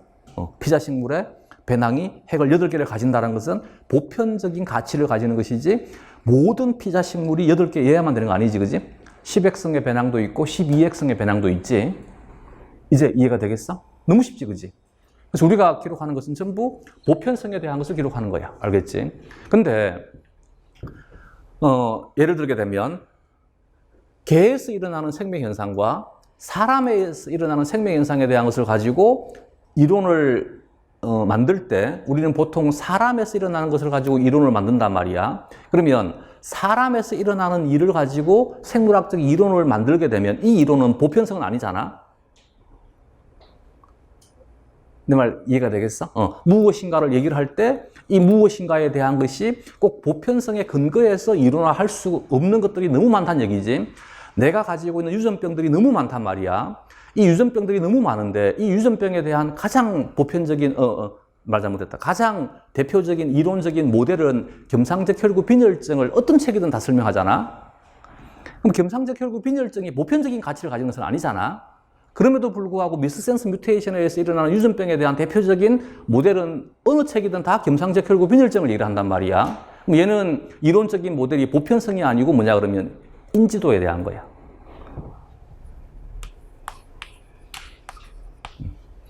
그러면 인지도가 높아지는 것은 주로 어떨 때 인지도가 높아질까? 최초일 때. 그래, 최초가 중요한 거야. 최초일 때. 그렇기 때문에 노벨상을 줄 때도 최초인 자에게 주는 것이지. 무슨 말인지 이해가 되겠어? 그래서 가장 먼저 밝혀진 것이 가장 인지도가 높을 수밖에 없는 거지. 두 번째는 너무 희한한 현상일 때.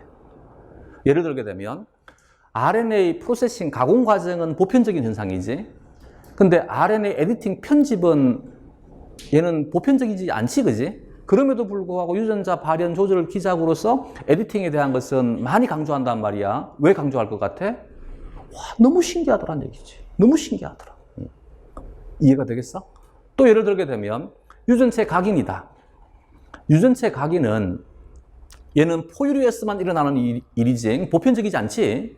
더더군다나 포유류에서 유전체 각인은 내가 가지고 있는 유전자가 25,000개인데 25,000개 중에 겨우 몇십 개가 밝혀져 있어요.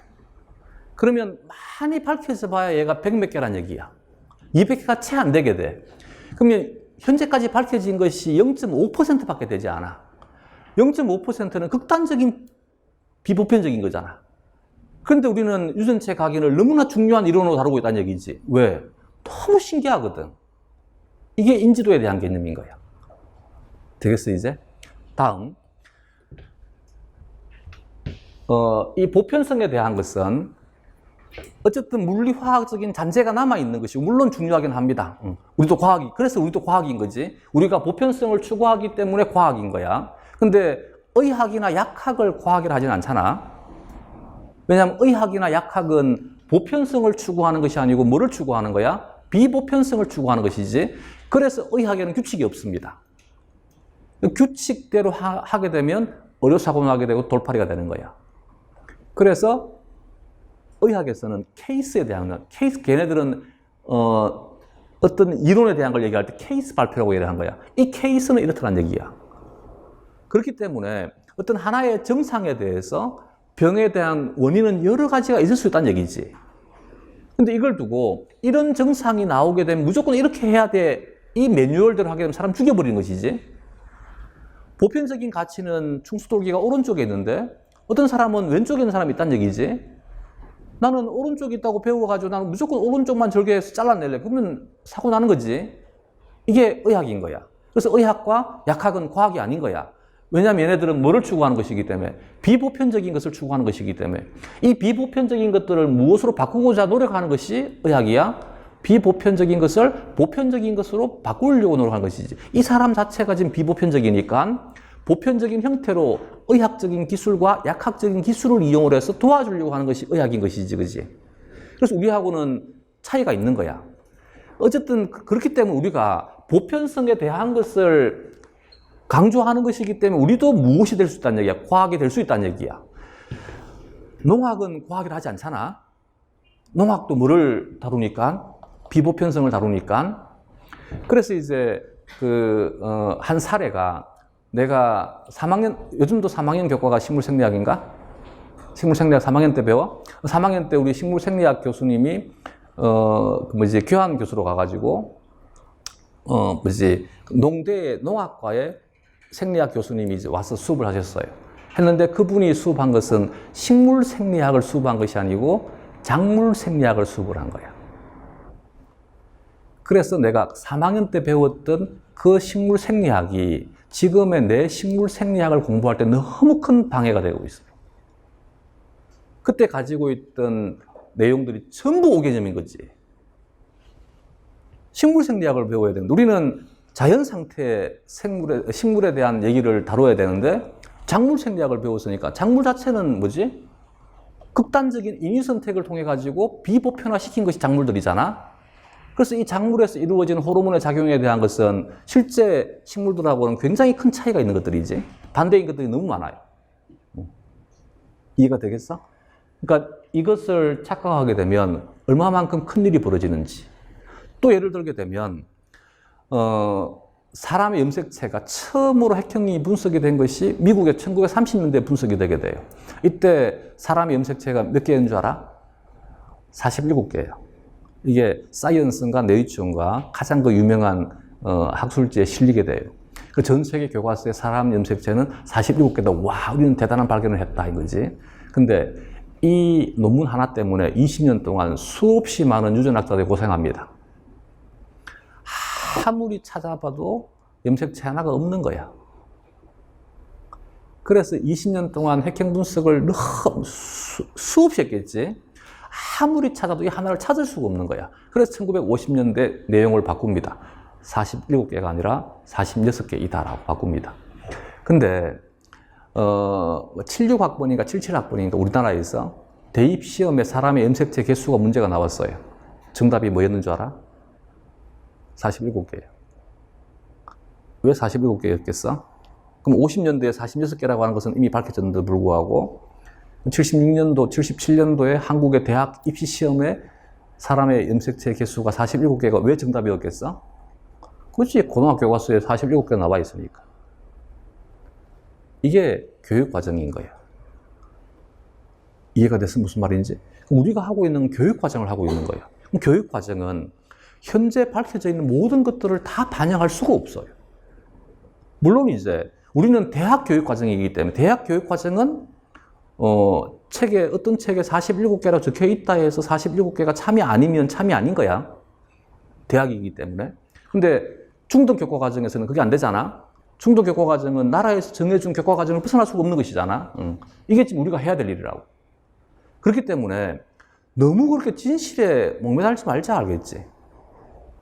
우리는 진리가 뭔지가 중요한 게 아니라는 얘기지. 진리도 중요해. 그래서 이제 선생님이라고 한 직업이 너무 힘든 거야. 지금 현재 밝혀져 있는 사실도 중요한데 내가 다루어야 되는 교육 과정도 중요한 것이니까 이 갭을 내가 어떻게 적절하게 조절할 것인지가 너무 중요한 것이지. 나는 46개라는 것을 알고 있어요. 근데 책에는 47개 나와 있어. 그렇다 해서 내가 학생들에게 단지 대입만을 위해 가지고 야, 사람이 염색되는 47개야라고 내가 할 수는 없잖아. 그렇다 해서 그러면 고등학교 교과서에는 47개가 나와 있는데 내가 수업 시간에 46개를 강의를 해버리는 거야. 그럼 어떻게 될 것 같아? 애들 대학 다 떨어져 버리게 돼. 생물 때문에. 그래서 이제 지금 다른 교과의 선생들에 비해서 생물 교과의 선생들은 너무 지금 힘든 위치에 와 있는 거지. 내가 보고 있는 대학에서 봤던 사실, 생물학적인 사실, 물론 이 사실도 생물학적인 사실에 불과한 것이지 실제 진리일지는 아무도 모르는 것이지. 이 사실적인 것과 실제 교육 과정에 나와 있는 내용이 갭이 생기게 될 경우에 내가 어떻게 해야 될까인 것이지. 그렇기 때문에 내가 중심을 잡아야만 되는 거야. 알겠지? 이들에 대한 미래를 망칠 수는 없는 것이잖아. 그러나 그렇다 해서 대입 자체에 영향을 주면 또 안 될 거 아니야. 그걸 알기 위해서는 이미 우리가 먼저 현재 생물학에 대한 상황 자체를 이해를 해줘야 되는 것이지, 그지? 그래서 내가 긴 시간을 할애해서 지금 이 얘기를 하고 있는 거야. 다음에 또 하나는 어쨌든 기본적인 것은 우리는 과학이기 때문에 보편성에 따라서 기록한다. 근데 이 보편성에 따라서 기록하지 못하는 것들은 인지도에 따라서 기록을 한다. 이것을 이론적인 모델로 삼는다. 근데 수리적인 것에 대해서는 이제 물리나 화학의 경우에는 법칙이라 했잖아. 근데 생물은 제1문법이 뭐라고? 다르다라고 했지, 그지? 그러면 다르다라고 하는 문법을 가지고 얘기를 하려면 세상은 양극화되어 있는 것이 아니라 정규분포 구선을 그리고 있어요. 그러면 어쨌든 여기는 왼쪽이고 여기는 오른쪽이야. 다르지, 그지? 왼쪽과 오른쪽은 달라. 다른데 만약에 왼쪽과 오른쪽을 비교할 때 여기에 있는 것을 비교하면 비교가 잘 될까인 거지. 그치? 그러면 왼쪽과 오른쪽에 대한 것을 비교하고 싶어. 이럴 때는 무엇을 비교해 주는 것이 좋아? 양극단에 있는 것을 가지고 비교해 주게 되면 확연한 차이가 있지 않을까? 그래서 이론적인 모델을 단순화하는 거야. 그러면 우리가 실제 생물학 교재에서 배우는 것은 단순화되어 있는 양극단에 대한 것을 배우고 있는데 이 양극단은 보편성이 아니고 오히려 뭐지? 비보편성이지, 그지? 여기서 이제 혼란스러운 거지. 원래 과학이기 때문에 무엇에 근거를 둬야만 돼? 보편성에 근거를 두고 기록을 해야 되는데 어쩔 수 없이 지금 얘는 지금 뭘 하고 있는 거야? 비보편성에 근거를 두고 지금 비교를 하고 있는 것이지. 그러니까 이 내용과 이 내용에 대한 것이 상충할 수밖에 없는 것이지. 그러니까 책을 보게 되면 이 장에서는 이렇게 얘기를 했는데 다른 장에 가니까 또 말이 바뀌어 있는 거지. 와, 뭐가 참이야인 거지, 이제. 이해가 되겠어? 그래서 일반적인 생물학 개론에 대해서 배울 때는 전부 무엇에 근거해서? 보편성에 근거해서.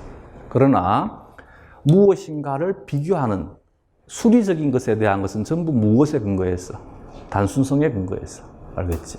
그러면 이게 이제 그렇기 때문에 어쩔 수 없이 우리는 단순성을 채택을 해서 이론적인 모델을 설정할 수밖에 없었는 거예요. 그러면 수리적인 영역에서 무엇인가를 다루는 것들은 실제 사실이 아니다 이겠지, 그지? 실제 사실은 뭐가 사실이어야 돼? 보편성이 사실이어야 돼. 근데 우리가 배우는 것은 지금 뭘 배우고 있다고? 비보편성을 배우고 있단 말이야. 그렇기 때문에 이것은 실제 보편성이 아니란 얘기지. 실제 사실이 아니란 얘기지. 예를 들게 되면 효소가 참여하는 화학 반응에 대해서 식을 이렇게 정해주게 된다는 얘기야. 그러면 여긴 이 식을 우리 몸에 적용하게 되면 적용될 수 있는 효소는 극히 예외적으로 몇 개밖에 없습니다. 대부분의 효소는 여기에 적용이 되지 못하게 됩니다. 왜냐하면 이 식대로 하려면 효소는 단 하나의 기질과만 결합해야 돼. 근데 우리가 가지고 있는 많은 효소들은 중합체이기 때문에 하나의 효소 복합체가 여러 기질과 동시에 결합하는 것들이 많습니다.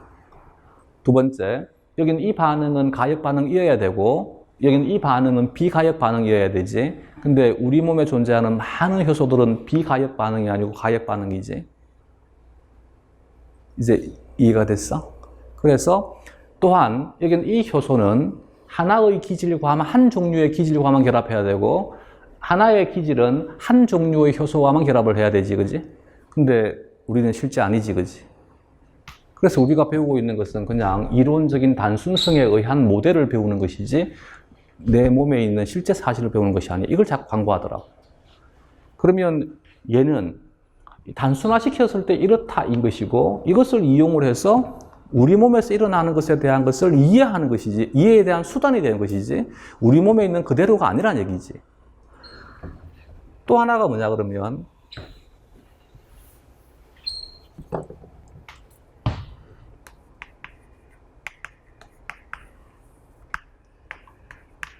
물리와 화학을 내가 이제 저급하다 표현한 이유가 그들은 이 결과에 대한 원인 자체가 너무 적어요.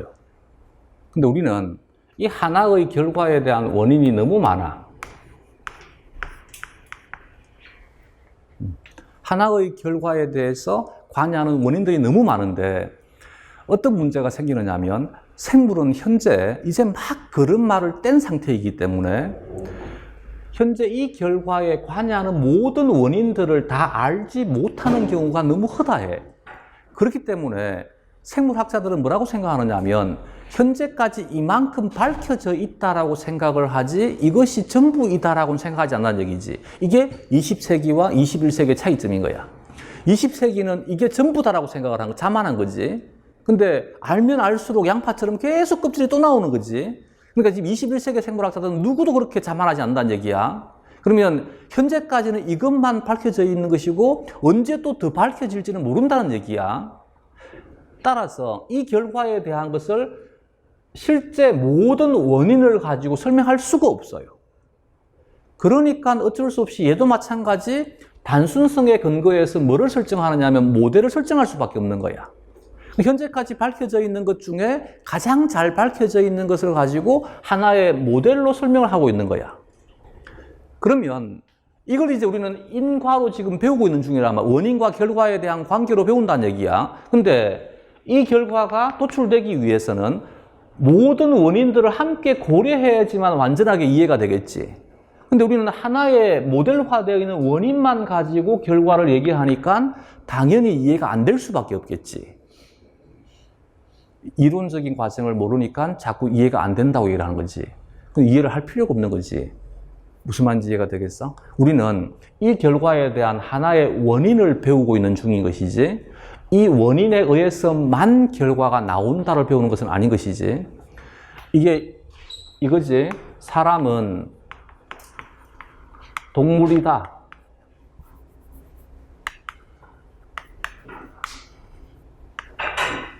동물은 사람이다의 관계인 거지. 이것은 옳은 문장이나 이것은 옳은 문장이 아니지, 그지?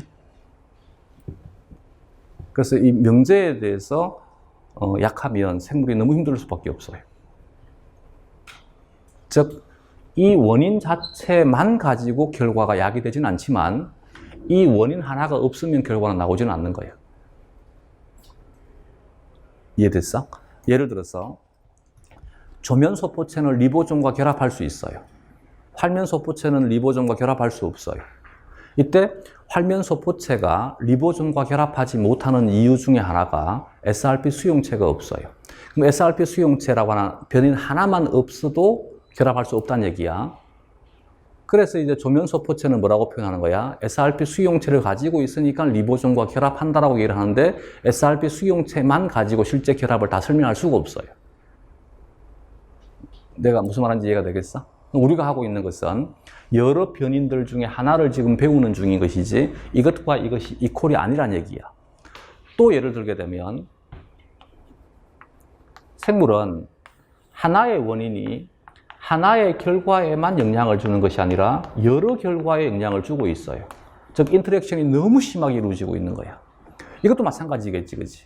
그러면 얘도 마찬가지. 이 원인 자체가 어떤 결과를 초래할지에 대한 건 현재까지 여기까지 밝혀져 있다인 것이지 모든 것이 밝혀져 있다는 아닌 것이지. 그렇기 때문에 얘도 마찬가지 이론적인 모델 하나를 설정해가지고 설명하고 있는 것이지. 그러면 이 원인 때문에 이 결과가 야기되는 것은 사실이나 이 원인이 이 결과에만 관여하는 것은 아닌 것이지. 그럼 이 원인이 없어지게 되면 결과가 나타나지 않는 것은 사실이지만 이 결과만 나타나지 않는 것이 아니라 다른 것에도 영향을 줄 수 있다 이 것이지. 이것만 이해해 주면 돼. 그럼 책을 읽을 때 보다 더 편하게 읽을 수 있는 것이지. 그래서 우리는 책에 있는 것을 생물을 공부할 때 제일 첫 번째는 뭐냐 그러면 있는 그대로만 생각한다. 있는 그대로만. 책에 있는 글자 그대로만 생각한다. 이걸 과대 해석하게 되면 뭐가 생기는 거야? 오개념이 생기는 거야. 알겠지? 뭔가 스스로 주어진 문장을 활용해가지고 생각하는 것은 우리가 하는 능력이 아니야. 알겠지?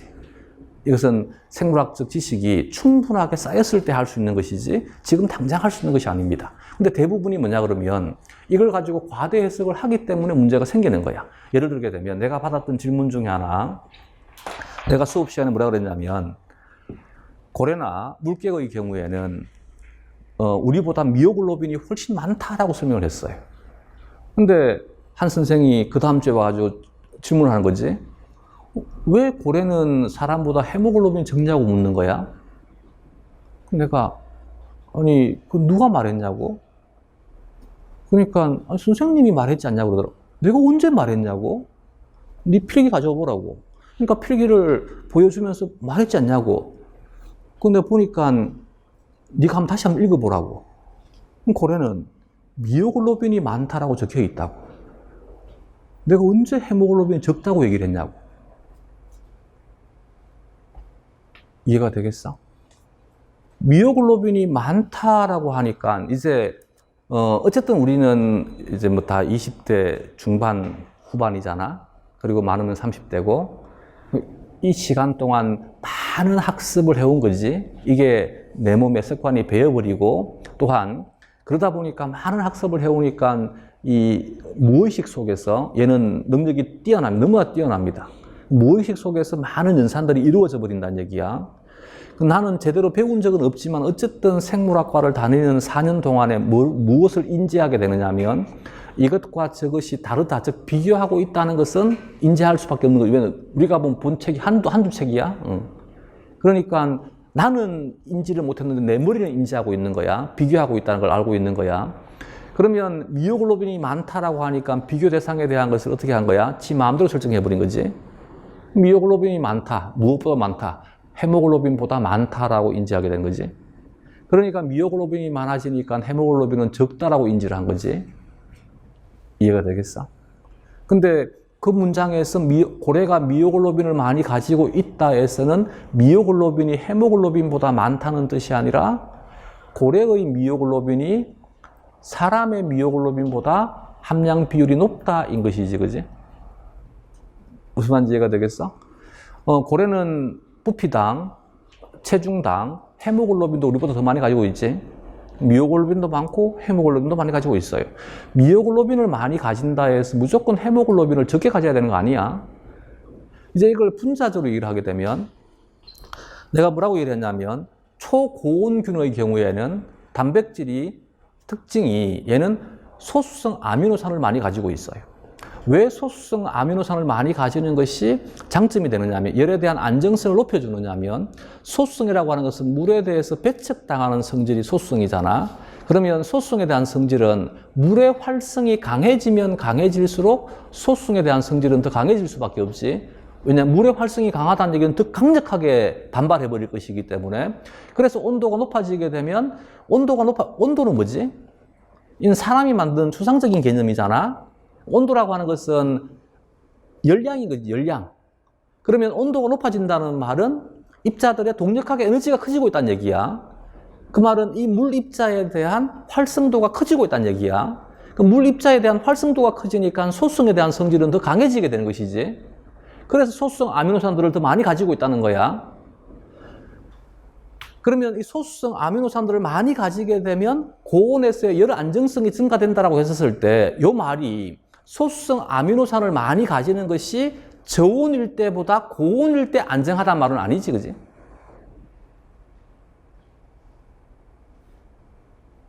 고온에서 소수성 아미노산이 적은 것보다 소수성 아미노산이 많은 것이 안정하다는 뜻인 것이지, 소수성 아미노산이 많은 것이 저온일 때보다 고온일 때 안정하단 말이 아니잖아. 이해가 되겠어? 왜냐하면 고온이 되게 되면 동력학 에너지가 커지니까 입자들에 대한 무질을 섭아들려고 하는 힘이 강해져 버리잖아. 그러면 열량이 많아져가지고 동력학 에너지가 커지게 되면 당연히 물질은 불안정해질 수밖에 없지. 이 말이 이해가 되겠어? 그래서 이제 이 고온에 의해 가지고 구조는 깨질 수밖에 없는 거잖아. 근데 같이 깨진다고 생각했었을 때 소수성 아미노산이 많으면 그만큼 더 적게 깨진다는 얘기겠지. 그래서 이제 비교 대상에 대한 것이 명확하지 않으니까 자꾸 엉뚱한 생각들을 하게 되고 잘못된 오견들이 생길 수밖에 없는 거지. 이게 이제 뭔가를 자꾸 생각을 하기 때문에 야기되는 거야. 그래서 영어를 배울 때 우리가 처음부터 얘가 무엇인가를 비유하는 것을 떠올리진 않잖아. 제일 먼저 배우는 건 뭘 먼저 배우는 거야? 직역을 먼저 배우잖아. 그 생물도 마찬가지. 일단 우리는 직역부터 하자고. 근데 직역을 했는데 잘 안 돼. 이게 뭔가, 왜냐하면 의역을 해줘야지만 진정한 의미를 알 수 있는 것인데 직역을 하면 진정한 의미를 모를 수밖에 없겠지, 그지? 그 부분은 묻어두자고. 그렇다 해서 내가 영어를 의역을 해야지만 이것을 완전하게 이해할 수 있다 해서 처음부터 내가 영어를 지금 ABCD를 배우고 있는데 의역부터 먼저 배워. 얘는 영어 못해. 그렇잖아. 케이스 바이 케이스대로 나아가야 되는 것이, 단계 나아가야 되는 것인데 아직까지 직역도 못하는 놈이 의역을 하고 있으니까 뭔가 될 리가 없잖아. 이게 이제 어떤 문제가 생기느냐면, 내 머리는 의역을 할 수 있을 만큼의 충분한 능력을 가지고 있어요. 근데 아직까지 내 몸이 훈련받지 않은 거야. 그러니까 책을 보고 이 머리가 먼저 작동을 해버리는 거야. 이걸 억누를 수 있을 때 생물에 대한 걸 조금 더 다가갈 수 있다는 얘기지. 처음에는 내가 완전하게 직역이 가능할 만큼 충분하게 하고 난 다음에, 그 다음에 의역을 해도 늦지 않더란 얘기지. 처음부터 생각하려고 하지 말고 처음에는 책에 있는 내용을 그대로 수용하는 거야. 하고 난 다음에 그 다음에 이것이 어떤 뜻일까 생각해 보면 된다는 얘기지. 그럼 시험 문제에서는 의역되는 것이 나올까 안 나올까? 안 나와. 왜냐하면 물론 이제 한국의 시험은 조금만 틈만 있으면 부정이 저질러지는 것은 사실이에요. 그러나 그걸 대놓고는 못해. 그렇기 때문에 제도적으로 부정행위에 대한 것은 엄격히 규정을 하고 있어요. 그런 상황인데 만약에 출제자가 자기의 생각에 대한 것을 너무 과하게 물어보고 지 생각과 동의하는 자에 대해서만 채점을 해주게 되면 가만히 있겠냐고. 물론 그런 경우가 없진 않아 있었어요. 예전에 2002년인가 2003년인가 수학교과에서 단어를 적는데 특정 책에 나오는 단어만 참으로 해주고 그 이외에 다른 보편적인 단어들은 오히려 다 꺼버렸어요. 출제자가 그냥 자기 책에 나오는 개념만 정답으로 인정해버리고 다른 수학인데 수에 대한 것이 아니고 개념에 대한 거야. 개념. 알겠지? 예를 들게 되면 뇌세포괴와 안세포 덩어리가 있으면 뇌세포괴만 정답으로 인정해버리고 안세포 덩어리는 다 꺼버린 거야. 그건 뭐냐 하면 지 새끼만 붙이려고. 자기 학교 애들은 지 책만 봤을 것이니까 얘네들만 물론 이런 경우도 있다는 얘기지. 그러나 아직까지 생물 교과에서는 그러진 않다는 얘기지. 무슨 말인지 이해가 되겠어? 그 말은 무슨 말이냐면 무엇인가에 우리가 이제 그 중간고사 치고 기말고사 칠 때는 무엇인가에 대해서 논해라고 하는 것도 시험을 치른다는 얘기지. 근데 솔직히 교원 임용에서는 없잖아. 내가 생명 현상에 두고 이걸 어떻게 해석할까에 대해서 안 하잖아.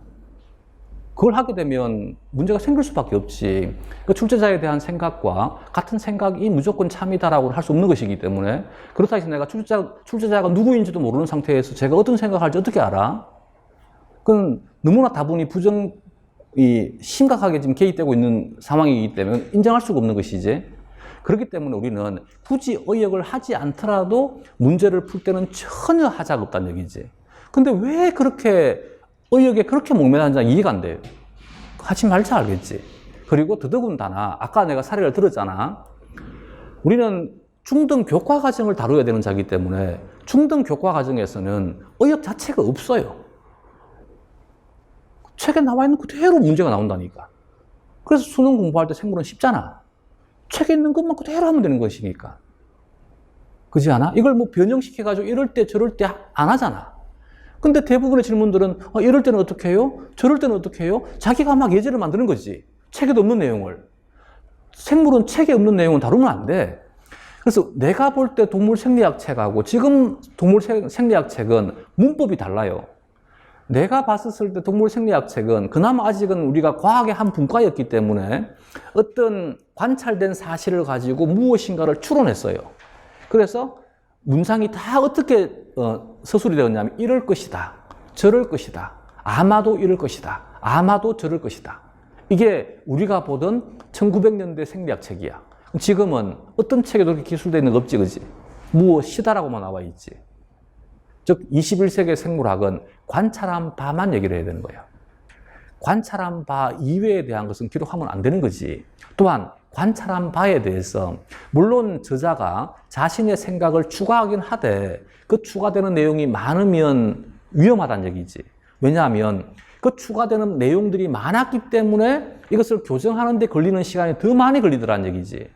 한 사례를 들어주게 되면 임신 기간 동안에 여성의 말을 잘못했다. 분만이 시작이 될 때 여성의 에스트로겐 수치가 급격히 증가가 되더라는 얘기야. 근데 그 이전까지는 몰랐기 때문에 뭐라고 생각을 했냐면 이 에스트로겐이 난소에서 생성이 될 것이다라고 생각을 한 거야. 그래서 옛날 교재는 전부 난소로 기록이 되어 있고 하물며 2000년대 초반까지 캠벨 책은 유명한 일반 생물학 교재잖아. 생물학 개론 쓰잖아. 거기도 뭐라고 나와 있냐. 난소에서 에스트로겐이 분비가 된다고 그림까지 나와 있잖아. 근데 이게 밝혀진 것이 옛날에 이미 다 밝혀져 있다는 얘기지. 난소에서 분비가 되는 것이 아니고 어디에서 분비가 되는 거야?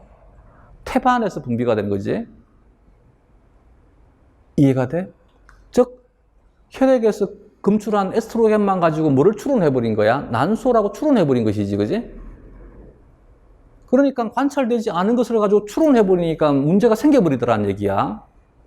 이제 이해가 되겠어? 그래서 21세기 생물학은 절대 그 짓을 안 한다는 얘기지. 어느 누구도. 지가 직접 확인을 해야지만 한단 말이야. 왜 밝혀지게 됐냐면 난소에서 분비가 되는 에스트로겐은 뭐야? 에스트라디올이야. 근데 분만 직전에 수치가 급격히 증가할 때 에스트로겐은 에스트라디올이 아니고 에스테리올이에요. 에스테리올은 어디에서 만들어지는 거야? 태반에서 만들어지는 거야. 이해가 되겠어? 그래서 이렇게 이제 뭔가를 추론하게 되면 잘못된 것이 형성되게 되고 이 잘못된 것을 교정하는데 너무나 많은 돈과 시간과 노력이 들어가더라는 얘기지. 그래서 21세기에서는 누구도 그걸 안 한다는 얘기지. 근데 우리가 왜 해야 되냐고. 알겠어? 그러면 내가 무엇인가를 얘기를 하고 무엇인가를 생각을 하려면 무조건 무엇에 근거해야만 돼? 책에 근거해야 돼. 책에. 알겠지? 마지막으로 이제 이제는 생물학 총론은 교원 임용 생물 시험 지금 누구나 다 보잖아. 내 강의는 기본이지 내 강의가 심화가 아닙니다. 알겠지? 무슨 말이냐면 누구나 다 한다고. 그러면 생물학 총론에 대한 것만 해가지고 남들보다 우위에 서지는 못하겠지. 그렇지? 그렇다고 해서 내가 4개월 동안에 그러면 우리가 봐야 되는 필수적으로 봐야 되는 전공 교재들을 다 강의할 수 있냐? 그건 아니잖아. 그래서 생물학 총론 이외의 전공서들은 꼭 봐야만 돼. 알겠지? 그 합격 수기 보게 되면 난 생물학 총론만 했는데 합격했다. 그건 믿지 마. 알겠지? 믿으면 안 돼. 물론 이제 대신 누가 그러더라고. 원래 시험 문제가 쉬웠다며. 쉬워가지고 물화생지에 뭐 수기를 적는데 수기가 아니라 시험에 대한 평을 적을 때 공부 괜히 했다가 적었더라고. 난 그 말도 이해가 안 되는 거지. 공부를 괜히 했다는 말은 너무 계산적으로 지금 생각하는 거 아닌가?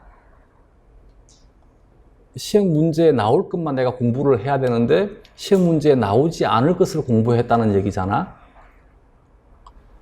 무슨 말인지 이해가 돼? 그럼 시험 문제 뭐가 나올지 어떻게 아냐고. 그지 않겠어? 근데 뭐지, 걔가 그렇게 적었는데 나는 그거를 안 읽어봤으니까 뭐 연구소 애가 얘기를 해주길래 내가 그 글에 또 그 글에 대한 얘기인지 아닌지는 모르겠는데 그 밑에 누군가 또 물었다며. 그래서 시험 잘 쳤냐고. 그러니까 공부하는 것하고 또 시험 치는 것도 좀 다르다며. 난 그 말도 이해가 안 되는 거지. 응. 그러니까 우리가 그 선생들의 어떤 카페이고 토론장인데 크게 나오는 문장들이 논리적이지 않은 것이 너무 많은 건 너무 안타까워요. 글을 적을 때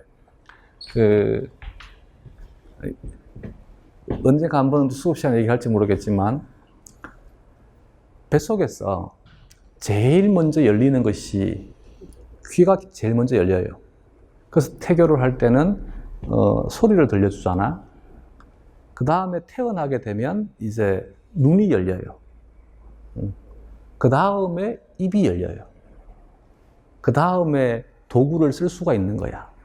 이게 신의 뜻이야. 먼저 충분히 듣고 눈으로 확인한 다음에 사실이면 말해란 얘기야. 말해도 아무런 문제가 없을 때 기록하란 얘기야. 그렇지 않아?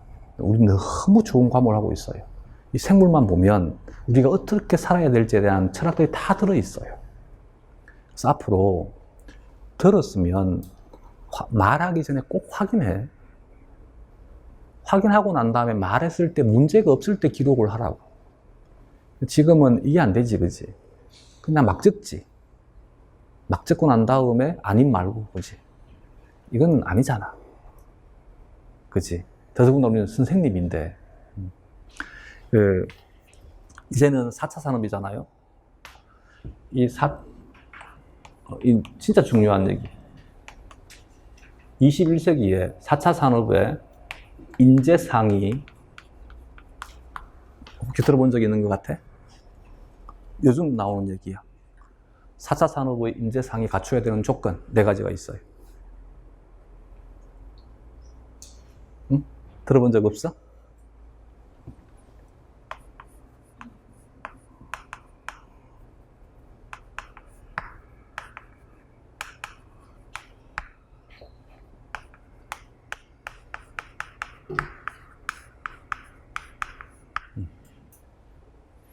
이게 앞으로 21세기에 살아남기 위해서 꼭 갖춰야 되는 조건이래요. 배려, 소통, 공감, 이해. 왜냐하면 이제는 1, 2, 3차 산업에 대한 것은 AI가 다 담당하는 시대가 올 거란 얘기지. 그런데 AI가 할 수 없는 것이 바로 이것이래요. 배려와 소통과 공감과 이해는 AI가 할 수가 없대요. 인간만이 할 수 있는 거래요. 그래서 이것을 갖추지 않으면 살아남을 수가 없대요. 꼭 기억해. 그래서 누군가가 그 외국에 어느 누구라 잊어버렸어요. 이 사람이 글을 적을 때 앞으로 21세기에 가장 중심되는 나라는 한국일 것이다. 왜냐하면 한국인들은 다른 나라의 사람들이 가지지 않는 유일한 무엇인가를 가지고 있는 나라이다. 그 유일한 무엇인가를 그들의 언어로 번역을 못하는 한 단어가 있어요. 뭘 것 같아?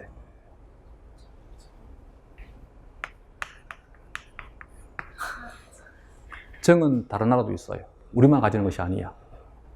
정에 더 많이 다가가는 나라가 우리나라인 것이지, 정이라는 것은 번역할 수 있는 단어예요. 번역할 수 없는 단어가 눈치래요. 그래서 그 사람이 이 눈치를 자기의 언어로 번역할 수가 없으니까 그냥 영어로 눈치라고 적어요. 이건 이 눈치란 단어 자체가 다른 나라에는 존재하지 않는 단어예요. 눈치를 가진다는 말이 이 말이야. 우리는 눈치를 본다는 말을 비하시켜서 말하잖아. 똑같은 거지. 영감이란 단어는 비하시킨 말이잖아. 무엇이 영감이야? 대감은 당 상관을 대감이라고 당 하관들을 영감이라 해요. 예전에 높은 관직에 있어야지만 영감인 거야. 그래서 검사들이 영감이라 하잖아. 금사의 관직이 높으니까 영감이라 해주는, 관직이 낮으면 영감이란 말을 못 써요. 영의정, 좌의정, 우의정과 같은 사람들은 대감이라 하는 것이고 그 밑에 있는 사람들은 영감이라 한단 말이지. 영감이라는 단어는 굉장히 좋은 뜻이야. 이걸 비하시켜가지고 영감한 거야. 우리 영감인 거지. 이해가 돼?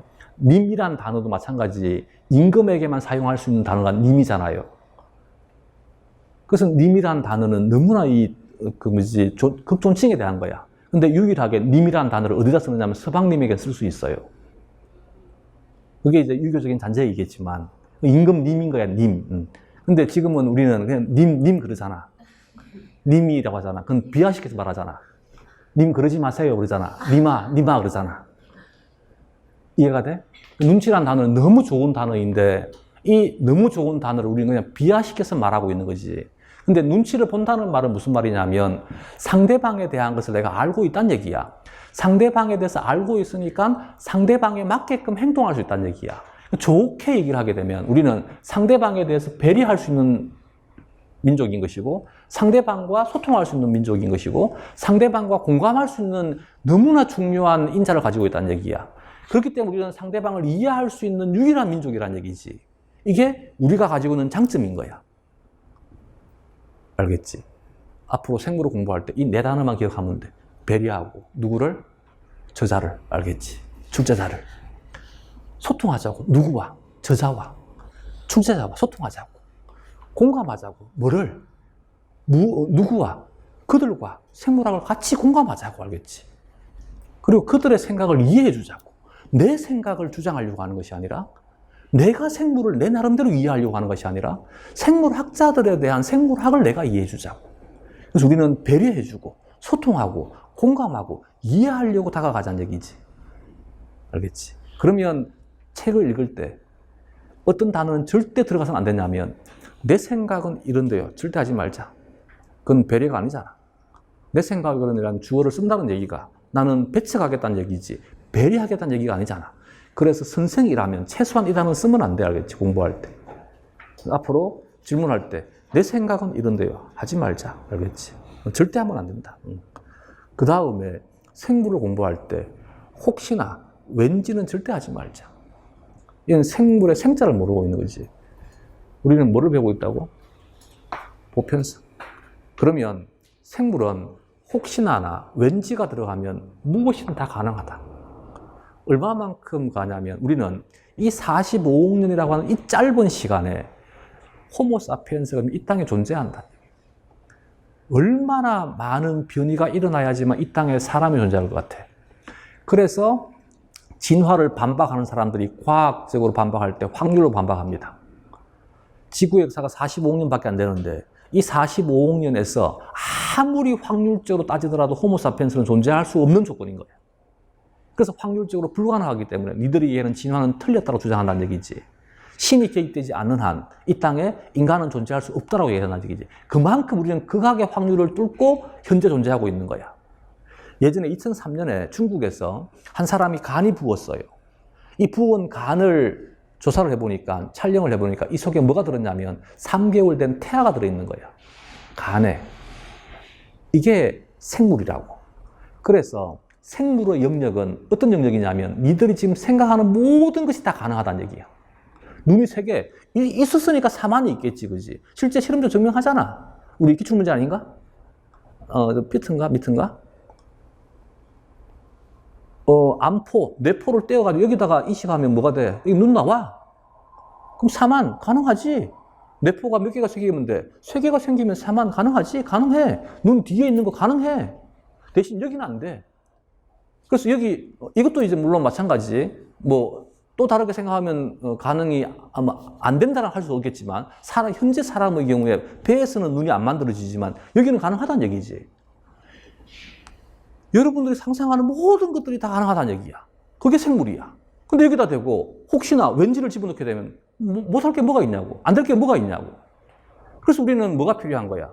잣대가 필요한 거야. 이게 보편성이라고. 그래서 앞으로 혹시나 왠지란 말을 하면 안 된다는 얘기지. 그래서 똑같은 연장선상에 있는 건데 이것도 가능하지 않냐? 하지 말자. 이것도 가능하지 않냐? 하지 말자. 알겠지? 그 다음에 또 하나가 과학은 why에 대한 과목이 아닙니다. how에 대한 것이지. 어떻게에 대한 과목인 건지, 왜에 대한 과목이 아니야, 알겠지? 이건 물리 선생도 그렇게 얘기하더라. 내가 이제 물리 선생하고, 저쪽에서는 물리도 있고, 화학도 있고 다 있으니까 담배 피면서 얘기를 할 때 생물학에 대한 상황에 대해서 얘기를 하면서 내가 이런저런 투정을 해요. 아, 학생들이 자꾸 왜 하는지 모르겠다고. 우리는 왜에 대한 과목이 아니다고, 내가. 물리하고 달리라고 하니까 물리 선생님이 화를 내더라고. 물리가 왜냐고. 물리는 why에 대한 과목이 아니라고. 물리는 how에 대한 과목이라고. 어떻게에 대한 과목인 거지. 왜에 대한 과목이 아니라고. 하물며 물리도 그렇다고. 물리도 왜를 하는 것이 아니란 얘기지. 근데 뭐 말만 하면 왜 하잖아. 되겠어, 이제? 왜 하지 말자, 알겠지? 그 생물은 더더군다나 우리는 관찰에 대한 과목이야, 관찰. 그렇기 때문에 관찰된 것, 왜라고 하는 것은 예전에 잘못된 인식이 잔재가 남아있는 거지. 그래서 내가 초등학교 때, 우리는 국민학교였어요. 초등학교 때, 중학교 때, 선생님들이, 중학교 생물학에서 내가 들었지 싶은데, 왜 사람 손가락이 5개냐라고 물었어요. 왜 5개라고 배웠을 것 같아? 그러면서 그 선생님이 그러더라고. 자, 닭은 발가락이 3개인데 3개 가지고 물건 한 집어봐. 5개가 편하지? 말이 되냐고, 이게. 눈썹이 왜 위에 있을 것 같아? 아, 이거 내가 배웠던 거야. 눈썹이 왜 위에 있다고 배웠는 것 같아? 그치, 비가 오면 이 빗물을 흘러주려고. 말이 안 되지 않아? 내가 이제 분자생물학을 할 때만 하더라도 왜 DNA 중합 요소가 5'에서 3'으로만 중화 발성을 가질까를 배웠었어요. 지금 어떤 교재도 안 나와 있지, 그지? 무슨 말인지 이해가 되겠어? 그게 옛날에 잔재가 남아있는 거예요. 지금 누구도 그런 질문 자체를 가지지 않는다는 얘기지. 관찰하니까 그렇더라인 거야. 무슨 말인지 알겠어? 내가 분자생물학을 배울 때 왜 DNA 프라이머를 사용하지 않고 RNA 프라이머를 사용할까를 배웠다는 얘기지. 지금 어떤 책에도 없어요. 안 한다는 얘기지, 이제. 무슨 말인지 이해가 되겠어? 그건 우리의 영역이 아니라는 얘기지. 그냥 관찰해보니까 RNA 프라이머가 존재하는 것이지 DNA 프라이머는 존재하지 않더라는 얘기지. 근데 나중에 시간이 100년, 200년이 지나가지고 우리가 우주여행이 가능한 시대가 되어가지고 다른 행성에 갔는데 이놈들은 DNA 프라이머 쓰네? 뭐 그렇겠지. 이거지. 내 말 이제 이해가 되겠어? 그래서 생물학적으로 따지게 되면 DNA 프라이머 불가능한 거 아니지, 그지? 가능하게 만들 수 있지. 그러나 현재 생물이 가지고 있는 효소를 가지고는 안 되지, 그지? 무슨 말인지 이해가 되겠어? 그렇기 때문에 이것은 왜가 성립할 수 없는 거야, 이제. 그 잔재가 계속 남아있으니까 뭐든지 다 왜 하고 있다는 얘기지. 근데 21세기는 그거 안 한다, 알겠지? 그래서 앞으로 왜 하지 말자. 우리는 그냥 관찰돼. 나 이외에 다른 생물들이 혹은 나가 어떻게 구성이 되어 있고 어떤 형태적인 특징을 가지고 있고 어떤 생리적인 특징을 가지고 있는지를 관찰하는 과목이 생물학인 것이지. 어떻게 눈이 두 개가 있고 눈이 왜 앞에 있고 눈썹이 왜 있고 이거 하는 거 아니라는 얘기지. 알겠지? 그러면 오리엔테이션은 이렇게 여기까지만 되겠지. 본 수업은 10분만 쉬었다 시작하자.